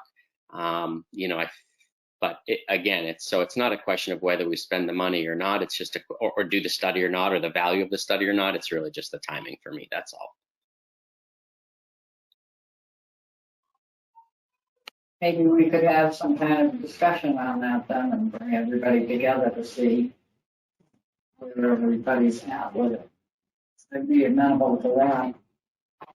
Maybe set something up there. Yeah, we can do another workshop with the EDC. Yeah, We have one coming up, the trust fund commission is in the next few weeks. Okay. all right. So then in Article 7, they want to raise 75,000 for the Milton Christine to use a single-user unisex accessible toilet.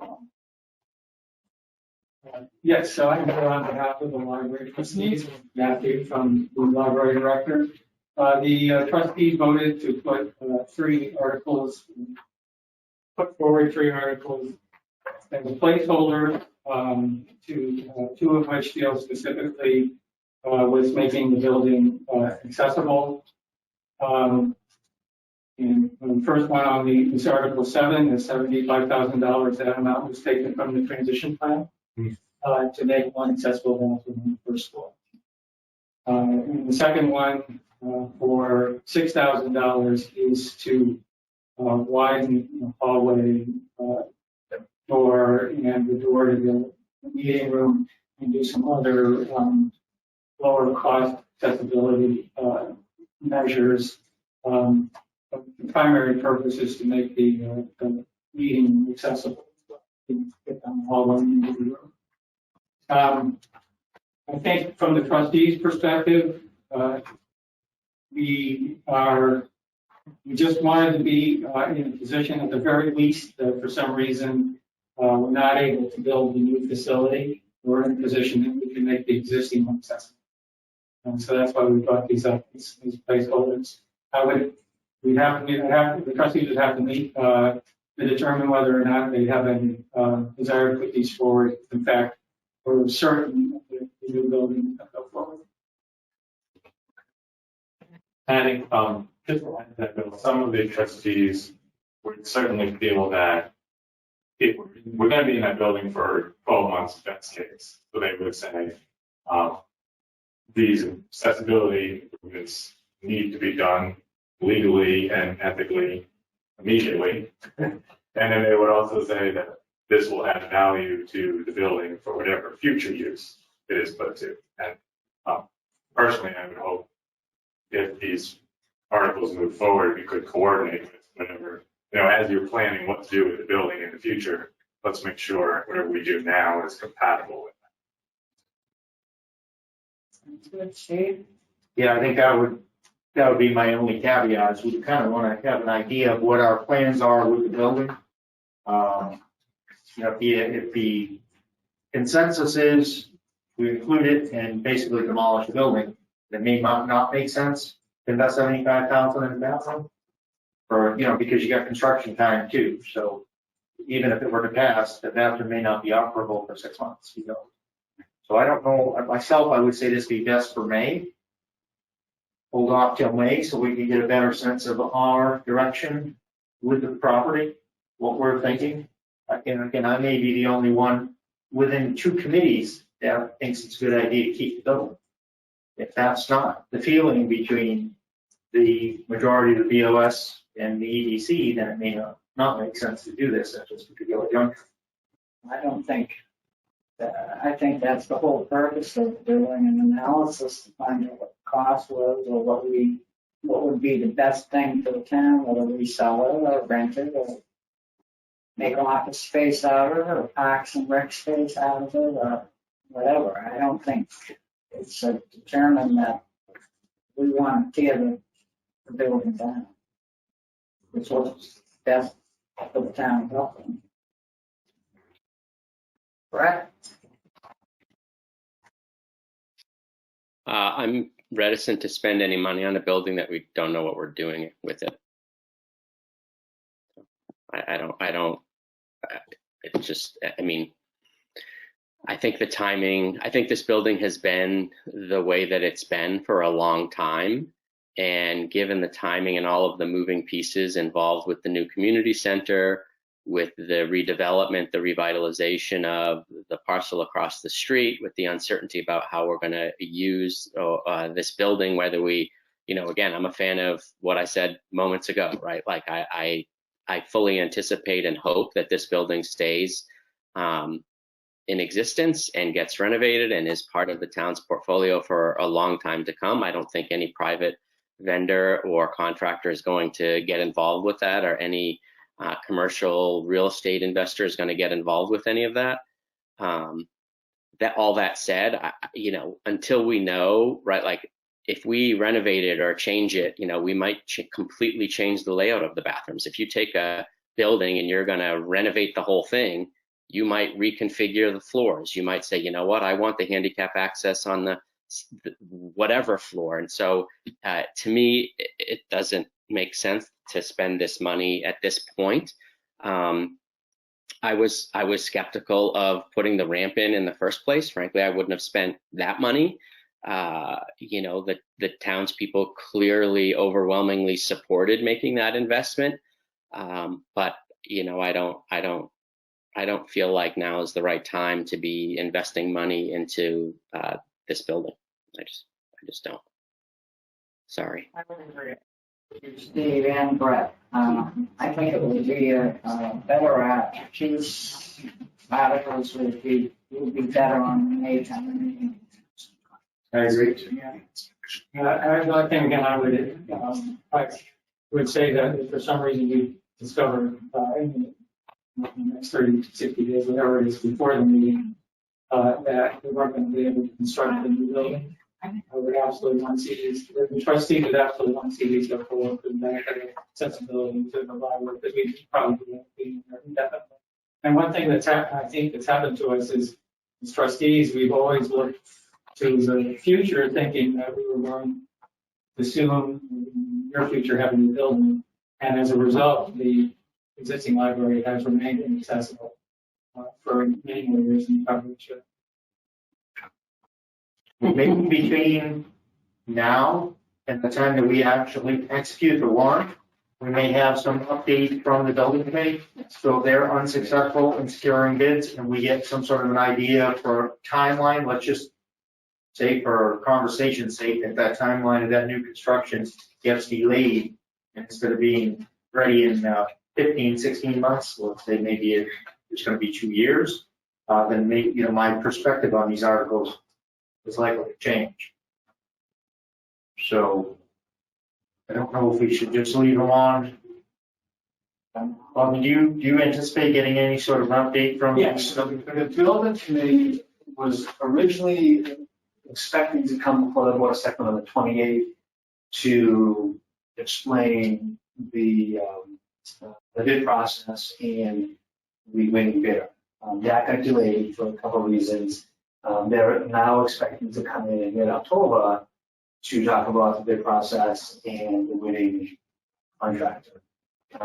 So I would expect, certainly by town meeting, we will know whether or not we're breaking ground in December.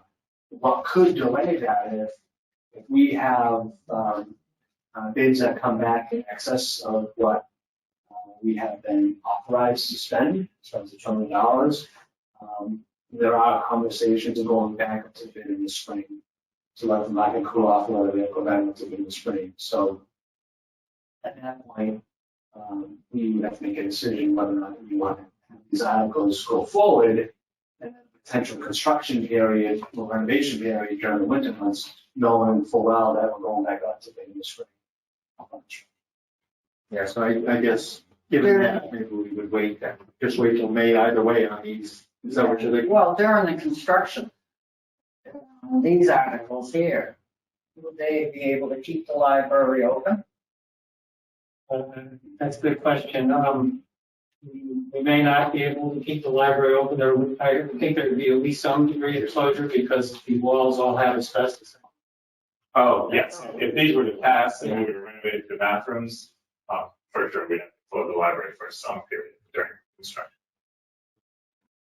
Or BBT students spraying asbestos.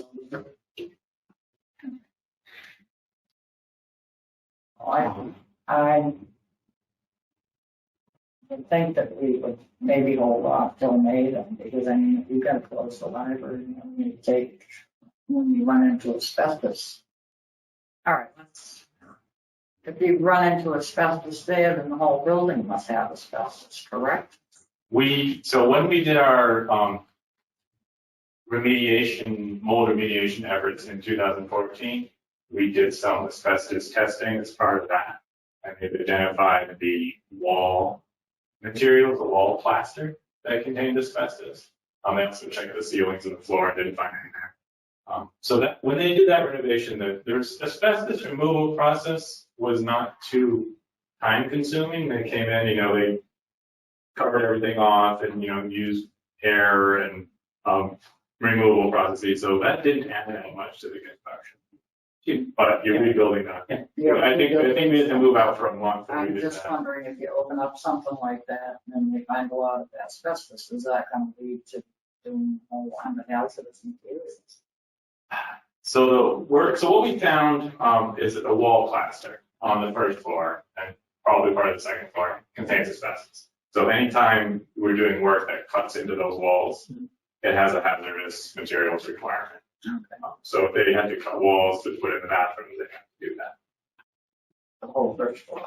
Well, no, they didn't have to remove all of it. What we did is in 2014, we encapsulated it with paint, which was agreed that would, remove the hazard to people in the building. It's only hazard if you're cutting into it. So I think you could, again, I defer to whoever designs this for us, but I believe you could do the construction work to put in the bathrooms and not have to remove the material from the entire building. Based on that. You just have to fix the walls that you were cutting. Okay. But the asbestos remediation, I think in long term, going back to Dave Ross's point, that would be part of the analysis of costs associated with doing a complete renovation. Yes, and in fact, I will note that the plans that Matthew shared, I think specifically stated did not include hazardous materials. You're right, exactly. I think there was a long list of stuff that wasn't included or considered in the quote. In the first or second, third item was hazardous materials and stuff. So, it certainly gives you a ballpark, but it came with a lot of caveats. It's good to know. But it's desperate though, because the discussion about asbestos and air quality leads us to the last thing the trustees have asked for, and that's $3,500 for air quality testing. I think that's critical for the benefit of health employees and patrons. Yes, I agree with Bill. I definitely see those as the two accessibility articles, which are addressing one, the air quality study is sort of a separate conversation. Yes. So the state, I think which department it is, they conduct air quality assessments for municipalities. Dennis and I went through this on two buildings in the town hall and the DPW building. The state came in and did an air quality analysis for these two municipalities. So, in my opinion, maybe we just keep this on for now. I can do some research and reach out to them to see if they can come in and do the air quality analysis for free for the town versus having to pay a $5. Sounds good. Dennis, you know how I'm trying to think, it wasn't under DPH, maybe it wasn't under DPH. It was. Was it under DPH, the air quality program? So I can reach out to them. Through the chair, if I could, we have some members of the trustees that are very strong accessibility advocates. I noticed they weren't able to be here tonight, but I feel like we would be remiss if I led the discussion without maybe adding their perspective tonight. I think that would be that these accessibility issues have gone on for much too long, and whenever you talk about delaying them or extending them, I think that their position would be that these need to be addressed immediately. They're liabilities for the town, and they are preventing residents from accessing our services. So I know they would be in support of taking these actions as soon as possible and not continuing to delay. Thank you. Thank you. Thanks.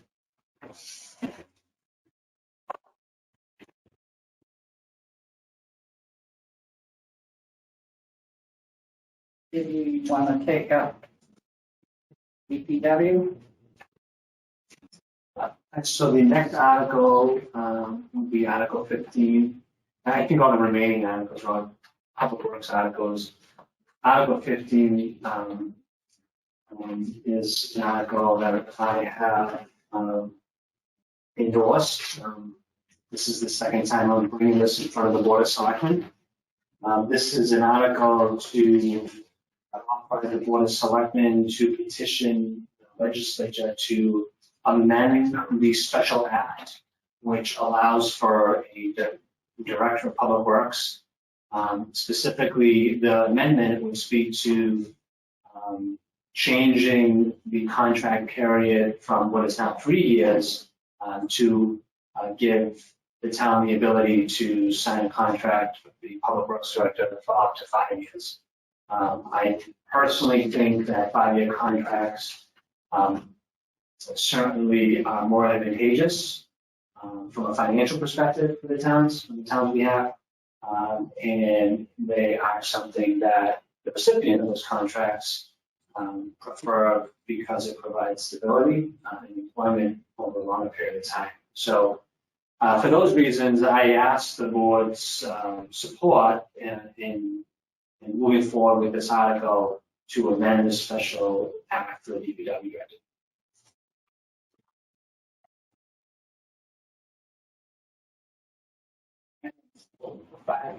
Contract, I do think that it's better off and shows stability for employment. I mean, I don't know how you feel or Brett feels. Yeah, I mean, I'm as with most things related to contract terms, comfortable with allowing the town manager the flexibility to enter into 5-year employment contracts. I think it benefits the town significantly to be able to do that because we get to secure top talent. We get to become and present ourselves as an attractive place to work for that quality talent. And if need be, I've not seen a 5-year contract that doesn't include some provision for termination for cause. So if there's somebody that's in a role that's not performing, it doesn't prohibit us from removing them from their job for non-performance. So I don't see any risk to these things. I just look at them as having the upside, but that's my perspective on it. And I would certainly support it in this case for a DPW director position, as well as others. Steve? Unfortunately, I'll take the minority viewpoint. I've said before, I feel that as time's moving along, the Board of Selectmen are kind of standing back and stepping away and losing certain authority over the operations of the town. And I think 5-year contracts, I said it when this came up with the town manager's contract, mentioned it again when we changed the police contract, police chief's contract. That I'm not in favor of a 5-year. I think 3-year contracts are pretty much standard across the state. And I think that maintains the proper check and balance between the board, the managers, the department heads, and whatnot. I think when you have 5-year contracts, it does give you stability, but also those contracts still allow your leaders to seek employment elsewhere. You know, the town is holding up its end of the 5-year agreement, but that doesn't stop any department head, whether it be the chief or a DPW director or town manager, whomever it may be, from seeking employment elsewhere. So I don't see it as a great security for the town. And I don't see it as a cost savings for the town. So we just changed it to 3 years. I think when Dennis came aboard, I think shortly afterwards, we changed it to a 3-year contract because we were very pleased with his work. But now to just 2 years later go to a 5-year, I'm not in favor of a 5-year contract.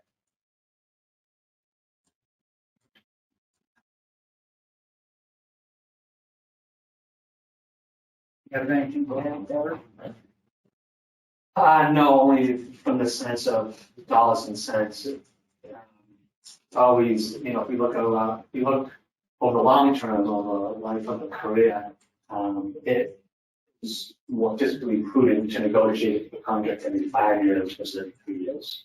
Because every time, even 1 year contracts, if you don't negotiate a 1 year contract every year, then you're giving that person, or those, in some cases, in the union, the opportunity to present more requests, more proposals. So, if you can mitigate the number of times you actually have to have a conversation, it saves money to the taxpayer over a longer period of time. Okay, we'll move on. What do we have next? 16. We raise appropriate transfer from available funds $293,875 for a replacement 10-wheel dump truck, including snow plow, shredder, and all incidental and related equipment. Thank you. So this is replacing 2004. We have, as the article states, we have 5 large trucks that are primarily designed and owned by the DPW, not only, but primarily for treating 70+ miles of road during snow and ice operations. Obviously, we use them all year long for hauling gravel, asphalt. We convert them to box trucks for accepting the wood chipper when we're doing roadside brush and whatnot. But their primary goal, and where the town really gets their bang for their buck, is during winter operations. In my 27 years as a public works professional, I can't tell you on my fingers how many courses I've taken in classes from Bay State Roads programs and Mass DOT, teaching us the latest and greatest science when it comes to battling snow and ice. In all of the classes, in all of the years, one of the biggest things that they hit home is the benefit of pre-treating your roads to try to resist that bond between the moisture and the frost line, because they have proven beyond any doubt that it costs 3 or 4 times more the expense of getting that road back down to asphalt if the road has not been treated after the storm than if you had treated it before the storm.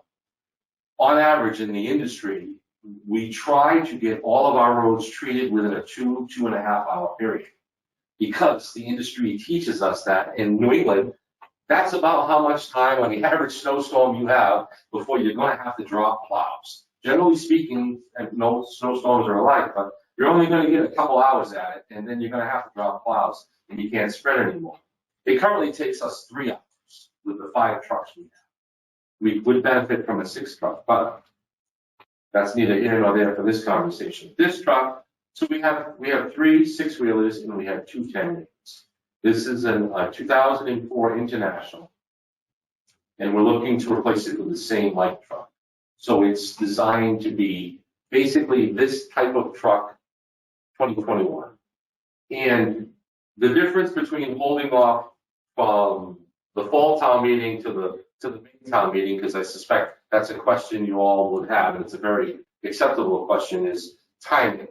So if we have favorable action on town meeting for the approval of replacing this truck, it's a 6 to 8 month build. I wouldn't have it for this winter regardless.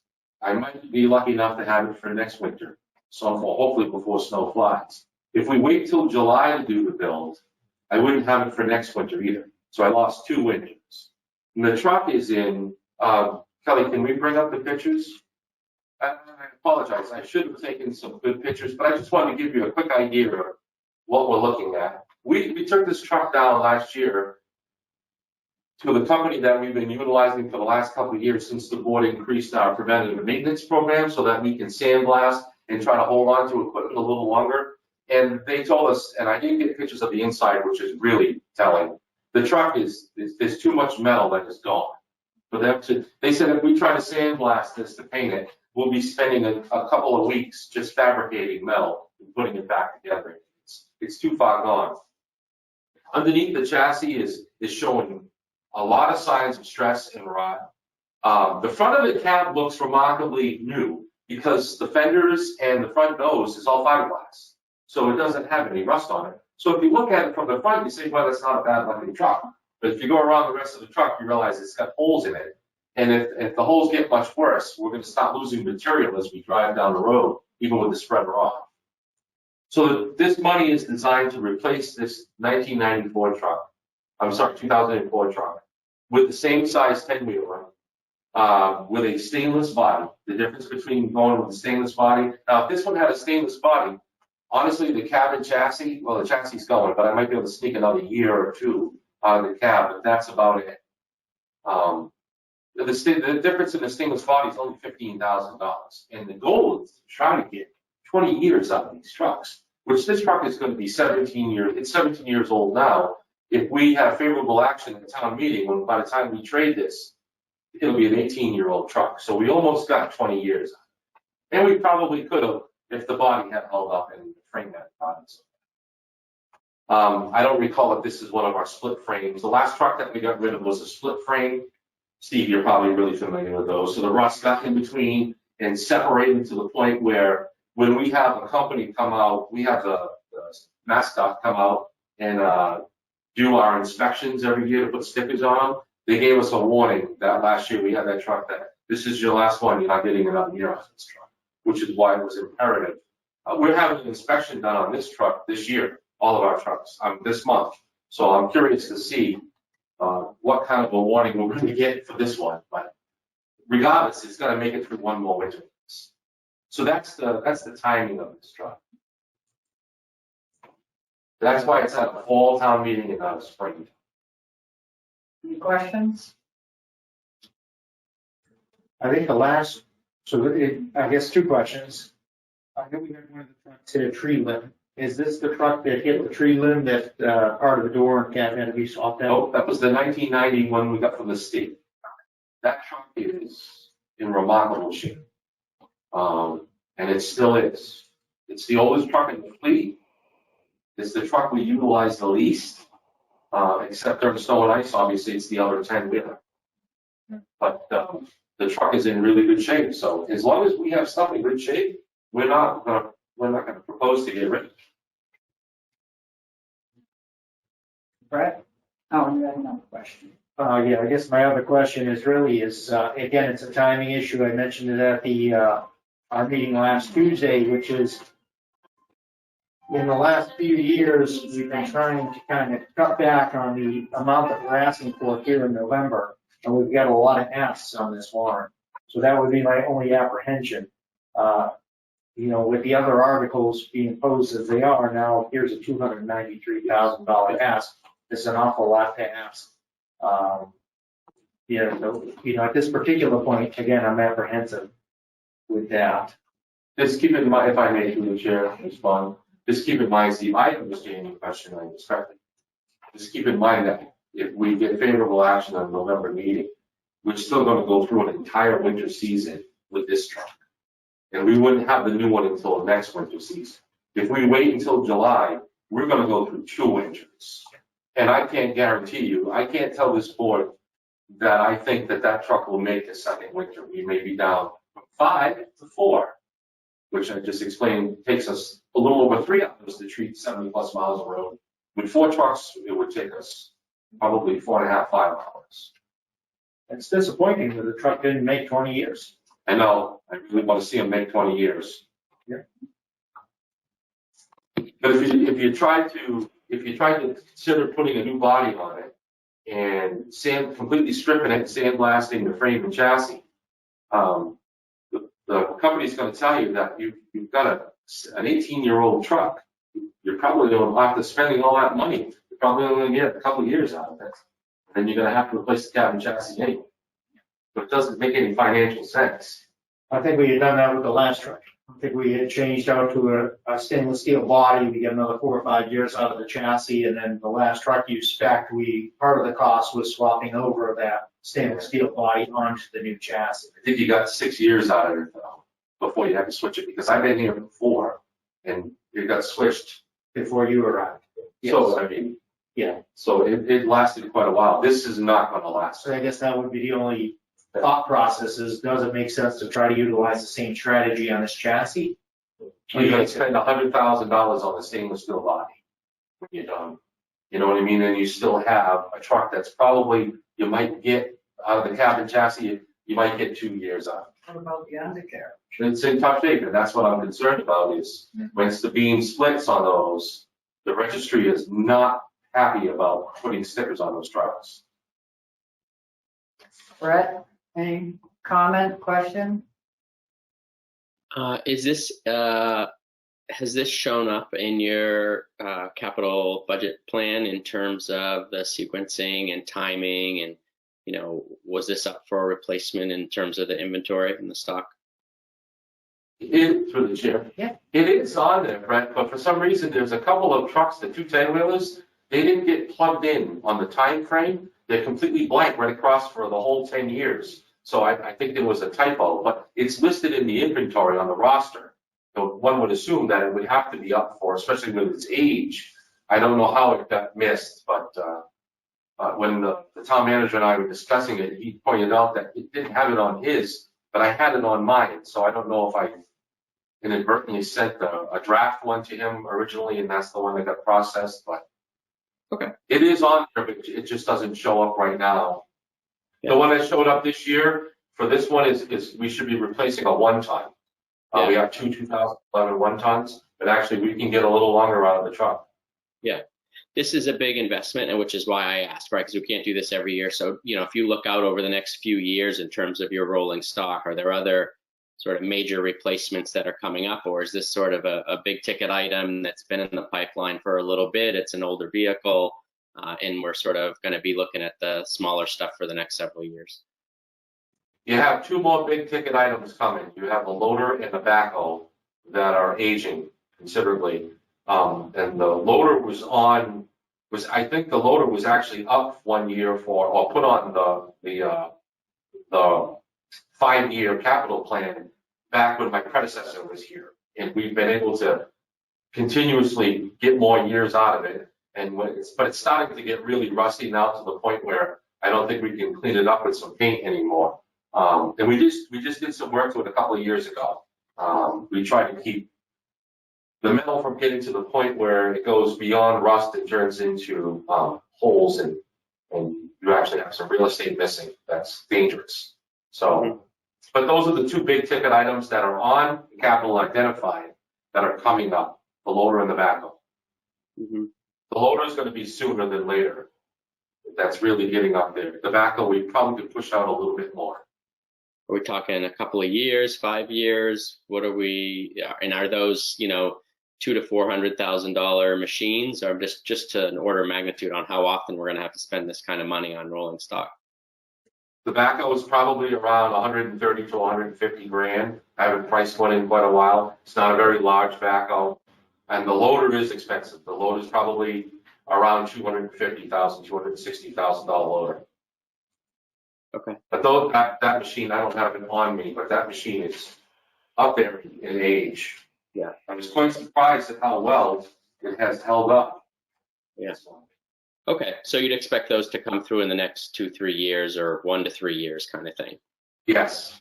Next year, I think we'll be looking at the 1-ton dumps, the 2011s. If I can't, we'll see how they look. I mean, right now, they're on our capital for replacement, but they're still good. I think we can get more time out of them. Sounds good. And if I could, 5 years ago, these articles would have been borrow articles, and because of a lot of strong financial planning, these articles have become free cash articles. So we've been able to reduce the long-term cost to our taxpayers by paying cash for these versus having to borrow and then pay the interest over that period of time. So, I get that we are spending a lot of money, but at the end of the day, we're going to have to spend this money either way, and it's always better to spend cash versus to borrow. So, yeah, I support it. Yep. Article 17, to appropriate transfer from available funds or borrow $159,340 on the purchase of a four-wheel drive utility tractor and roadside mowing attachment, including all incidental and related equipment. Through the chair. So this is a piece of equipment that I have brought up in past years, but it has been a timing issue. Currently, we have an outside contractor that we hire to do our roadside mowing. And we pay that contractor approximately $20,000 a year. They come in once a year. In fact, they're in right now. They've got about a week left to do. Generally, we're at their mercy for their schedule. They dictate when they're going to come in, which is not always advantageous to the growth within the town. It's definitely reactive and not proactive, as we're chasing intersections and areas that residents are complaining that the growth has become a hindrance to visibility and line of sight. They do one cut. Usually our crew has to go behind them to do the cleanup anyway. So my staff is usually involved to some degree and taking down any of the larger stuff. And that's it. And we pay that contractor roughly $20,000 a year. My recommendation to the town is to consider purchasing the piece of equipment that allows us to do it in-house. And this is the cost of the piece of equipment. And by doing it in-house, we gain some productivity because now we're no longer at the contractor's mercy. We can schedule the work when it's most advantageous, when it's proactive and not reactive. And we already have staff that are trained and staff that have their licenses. So we're not talking about increasing any staffing levels. And some of these employees would be on the job working with this contractor as it is.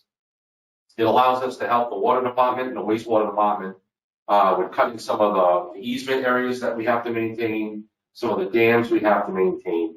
And further, my recommendation is if the town floor favors this article and purchase it, upon purchase, I recommend that we reduce the operating budget by $20,000 a year, which means that this machine pays for itself in roughly 7 years. And it's easily a machine we should get. The manufacturer recommends replacement every 12 to 15 years. But the way we take care of equipment, and you're very careful about who operates it and what we do with it, I could see us get 20 years out of this piece of equipment. So other than upkeep and maintenance that you would have for any piece of equipment, the machine will pay for itself. If this is not a dire thing, I want to just stress this point. This is not a dire thing like the truck is. The truck, in my opinion, is imperative. And if we miss the timing on it and we have to go for it in July, we may have put ourselves in hot water with a truck that won't make it through the registry of motor vehicles for that fall and winter. If this is not favorable and the board doesn't feel this is the right time for this purchase, we will simply continue to use the operating budget to hire the contractor as we have in previous years.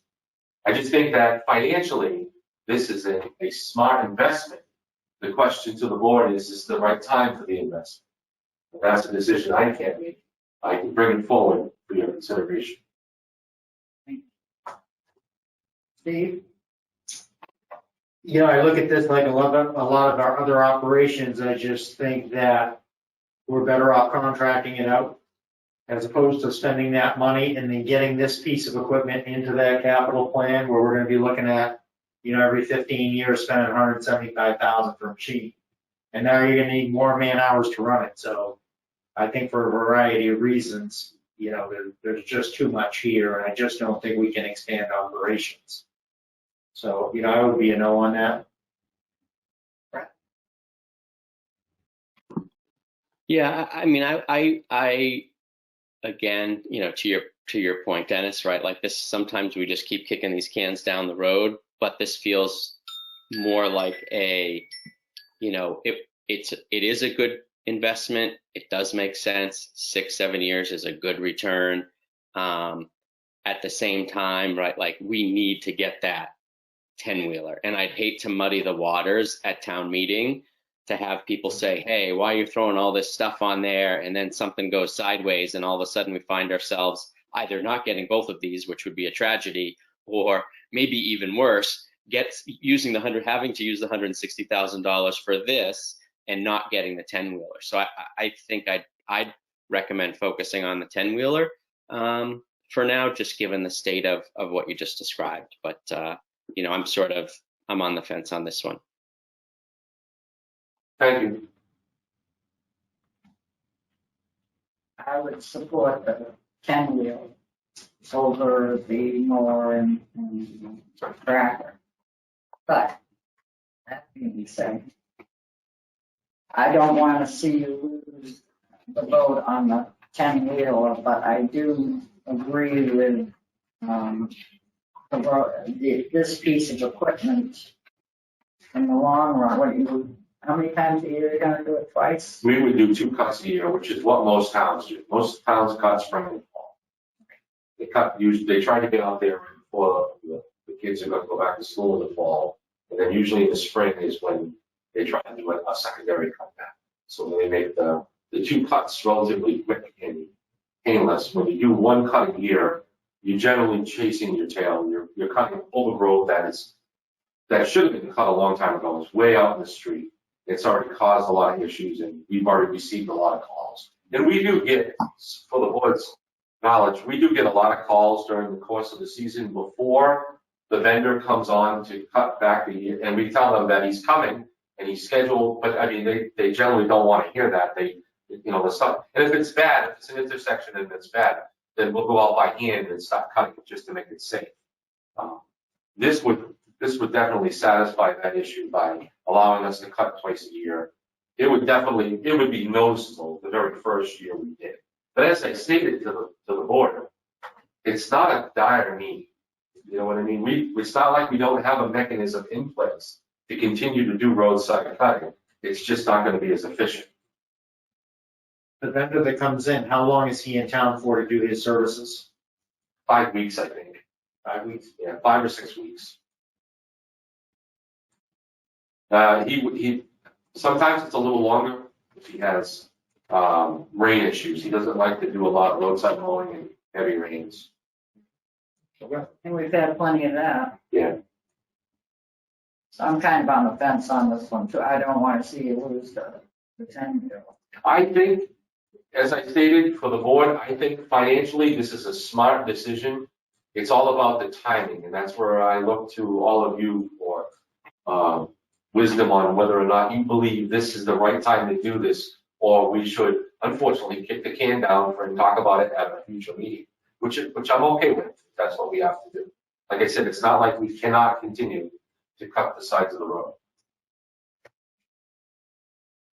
Okay.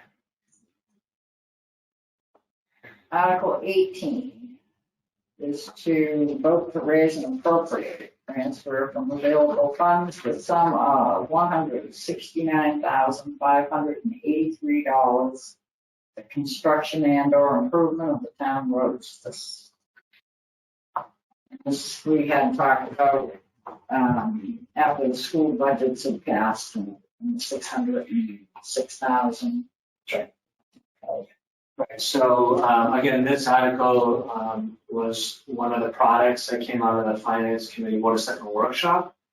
So as I previously mentioned, the $436,000 was from the $606,000 that was saved to the schools. So this is the balance that's remaining.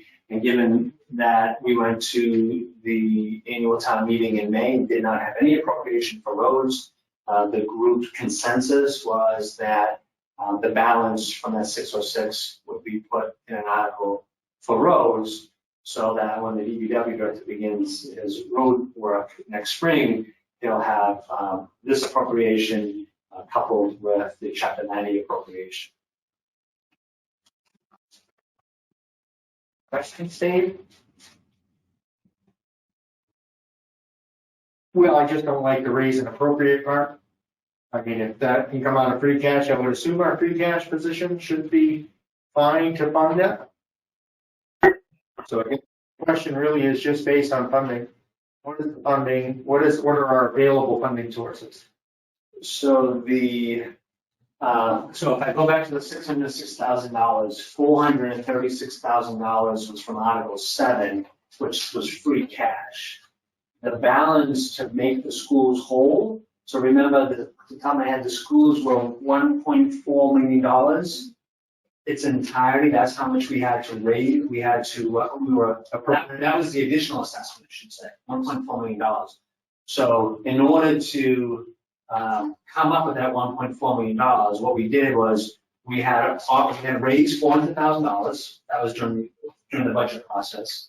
And then we had removed the roads article for, how much was it? 562. And then the balance came from the free cash. So what this represents is that when we start to peel that onion back, we have an addition, we have in the raise appropriating column, $169,000.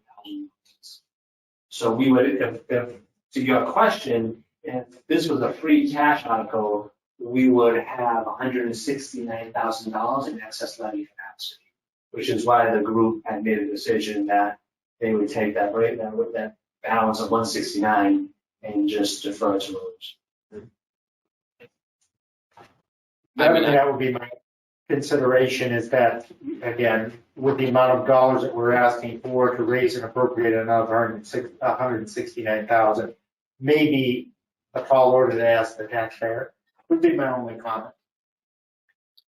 Brett? Thank you. I would say I fully supported the 563 going to roads. The only reason that, I moved off of that, and I think this is true for others potentially, was because we wanted to fund the schools and also try to get the community center approved. So that was, a very intentional decision, and we had thought at the time that we could use some of the AARP money to do some of the paving. There was some uncertainty about that, but we were hopeful. So all that said, to make this the 169, to put that toward roads, to me is absolutely an appropriate use of these funds. If it could have been more, that would have been great, but I think it also makes sense to try to reach our, achieve our fiscal policy by getting the money into stabilization. So I'm a big supporter of roads and of this article. And we had asked Dennis if we could take that $562,000 from him so that we could balance the school budget, and made a promise that we would put an article back on the annual town meeting next year for roads. Thank you, Dennis. Thank you. So I fully support this. Yeah, that's a great recap, Maureen. It's Dennis, you're the consummate team player. That was, that was something that you were, very, very humble in accepting, and not, in recognizing the broader needs. So that was great, and this is the least we can do. Thank you. Okay, is that it for DPW? No.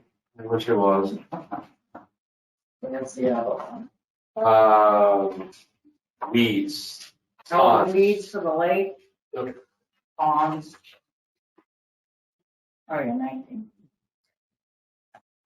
To raise, appropriate, $38,000 or any other sum used for inspection, permitting, and aquatic weed treatment. That's Lake Wildwood, Pratt, and Bath Ponds. So the chair, so every year since I've been here, I think it was roughly around the year I started, that the weed management was put under the Public Works Department. And a number associated with that was $13,000 a year. This is to try to permit, survey, and maintain aquatic weed control, specifically towards invasive species at Taft, Pratt, and Lake Wildwood. Lake Wildwood was handled a little different. The last time it was treated, it was done through a SONA program, which is usually guaranteed for at least 3 years. I think we got 5 out of it. The $13,000 we used to do a contact weed control at Pratt, Taft. The problem is we get the money in July, and we need to do the treatment in May. So it has put us behind the 8 ball every single year And generally, my phone is blowing up as people that live around the area or utilize the lakes are complaining that the weeds are already out of control. So the idea of this article is twofold. It is to give us the $13,000 up front so that next spring, early spring, we can treat Taft and Pratt. And then going forward from there, we'll use the July 1st appropriation to keep it on track. And then $25,000 is the estimate. And I think it's probably it's almost exactly what we spent 5 years ago for sonar for Lake Wildwood, which hopefully we get another 5 years on. And that's what this article is for. It puts Pratt and Taft back on track. It gets us back out in front of the treatment schedule, and it does a sonar at Wildwood. Plus all of the reporting that has to be done by the state that's required, the surveying, the permitting, and conservation meetings. I can support that. Don't like weeds. And I think we've had a couple of rough years. We have had a couple. You know, naturally, this doesn't address the water issues that we've had at Kiwanis Beach. But basically, you're saying this is kind of a one-time treatment that you think will get us back on sequence to stay ahead of it, so to say. Going forward for Pratt, through the chair, if I may, going forward for Pratt and Taft, the annual appropriation within the budget of $13,000 will maintain them. And now they'll be on schedule. Instead of being after July, they'll be before July. Because the money that is appropriated this July, we will use next spring to keep us on schedule. And then it's the one time for 3 to 5 years for the sonar treatment for Lake Wildwood. Lake Wildwood is a much tougher management issue. There's endangered species that we have to go through for that one. It's a lot more involved. There was a lot more deliberation and questions at the Conservation Committee. It took a lot longer to get the permitting through the state. It's a different animal altogether. But that's what this article does. Brett? I am passionate about managing and keeping our natural resources natural. And there's nothing that concerns me more with regard to weeds in these ponds than these invasive species that come in. And I think that's a critical thing for people to recognize. This isn't just trying to, keep down, weeds. These are invasive species that get into our lakes and ponds and render them, essentially, inaccessible to people that want to canoe, kayak, paddle, but also the wildlife in the ponds themselves. So I'm a big supporter of this. And, frankly, it's one thing I've noticed, little side note, is in the cemetery that we're looking at, that pond there is filled with these weeds. So again, I've driven by it like, man, I should go pull some of these out, but I'm not sure that's allowed. So I don't, but it does raise my attention. So I'm a big fan. Get off my soapbox, but thanks. Purple stripe.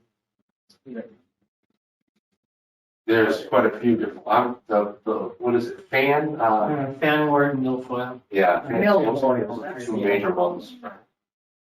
I mean, purple loosestrife is another invasive and not so much ponds, but surrounding ponds and so. Phil's my resident expert. Love it. I lucked out on that. I haven't seen any water chestnut, Bill, so that's good. Yes, there was a little bit found in Wildwood, but they were able to pull it. Yeah. What was that again? There was some water chestnut found in Lake Wildwood, but they ended up hand pulling it. It was small. So I think that's it for tonight. That is. Yeah. So one thing I wanted to bring up before we break, I don't have the calendar in front of me, but Sandy brought to my attention that we talked about executing the warrant on October 11th because town crier would be the executed warrant for October 12th. October 11th is Columbus Day, and so some of us Italians do celebrate Columbus Day. So I'm just throwing it out there as to we probably would have to find another date prior to October 11th. So I'm thinking maybe that Friday, at least spend half hour executing warrant so that we can make it in time to town meeting, Friday. Is everybody available that, well, the calendar's out that far?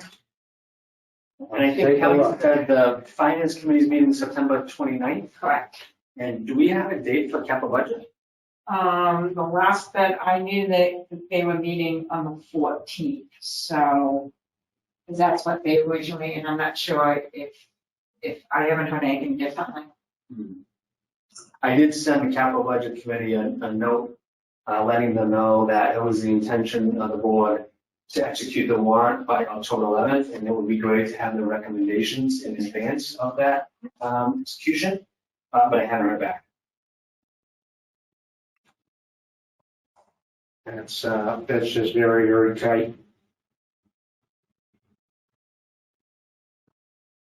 We're scheduled to meet the 28th. Yeah.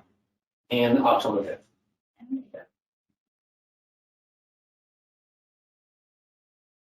So that's Friday.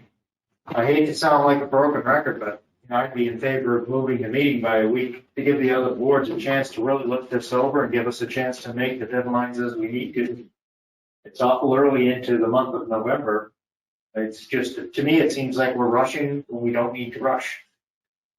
There's a lot of things that assessors have to do. They've got to, so you can set the tax rate. I mean, it's getting all the properties in, all the new growth. They have a lot of forms to fill out for the DOR. I agree. I think the extra week would help them. No, you're pushing on the other end to the treasurer collector one, who's going to get all the bills out. Balance it all with the assessors, get the bills ready to be mailed. It takes a while, and I mean, DOR isn't just doing it for the town of Upton at this time. They're doing it, they're buried. Right. But we typically meet around the middle of the month, so we're definitely ahead of schedule. So it's. We want to be ahead of schedule, so Sure. that we don't run into this stuff. Yeah. As a member of the assessors, so if we push off the meeting to the 9th, then we wouldn't be able to have our tax classification hearing until the following week, because the 11th is a federal holiday, which was like right now we're scheduled, the town meeting is the 2nd, and the tax classification is on the 4th. And Derek and I probably realized that, which is another reason why we made it for the 2nd, because we wouldn't be able to have the tax classification hearing until the 16th. And then we would get the paperwork to the DOR, and then it's Thanksgiving. And now we're late in the queue to get the tax rate approved. So as a member of the Board of Assessors, I would highly recommend not delaying the date of the meeting. And I mean, they don't approve them that quick either.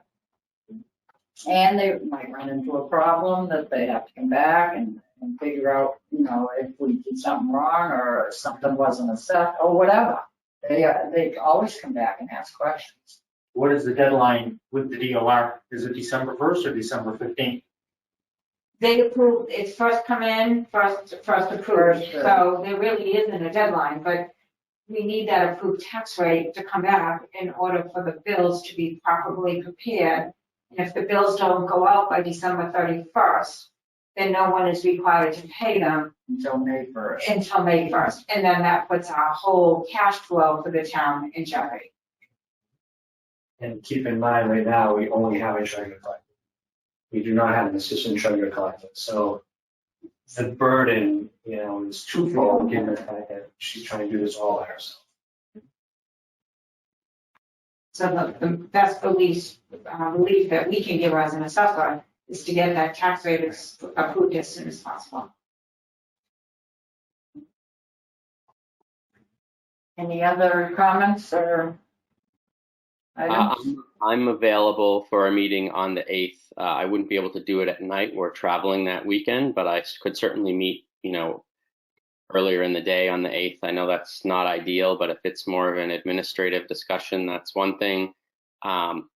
I could also meet the 7th, but I just can't do the 8th at night or after probably 11 a.m., frankly. I can do it. I'm not exactly sure. I'm traveling one of those weekends and I'm not sure which one. So I don't know if I'm around on the 8th or not. So a couple of things. So we are already scheduled to meet October 5th. We've gone through the lion's share of the articles already. Depending on when we schedule the next set of articles, I think it's mostly assessing and town clerk articles, and then the big DPW feasibility article. In theory, we could probably get through those articles next Tuesday, depending on, if FinCom can get through their meetings, their articles on just one sitting, September 29th, then you could consider executing a warrant on October 5th. I guess my point is that if we were to delay and have a special meeting on the 7th or the 8th, I don't really know what value that's providing, other than giving the Finance Committee one more Wednesday to finalize their recommendation. And then, again, they may be able to get to Raw one night. I mean, I think that would be ideal. If we could have them use all their recommendations and then wrap it up on the 5th, then great, save us a meeting. I do know that the chairman, the chairman of the Finance Committee and I just talked about this last week, and we were gonna recommend to the Finance Committee members to review this audio recording, so they wouldn't have to necessarily have Dennis come in before that meeting on the 29th, in case they might have you come in if they have additional questions, but we were hoping not to have the department heads have to come in twice, especially everyone that was here. So how much that goes to fruition, I'm not sure, but that's what the plan was. That would be good. Yeah. Okay. I think we have an executive session. We're not prepared for this. We're not prepared, okay. So if that is it, I will take a motion to adjourn. I would make a motion to adjourn the meeting. Stephen Mazzelli and I. I would second that motion. Brett Simus, aye. Ari, Winell, aye, unanimous action. Good night, everyone. Night. Good night. Take care. Thanks.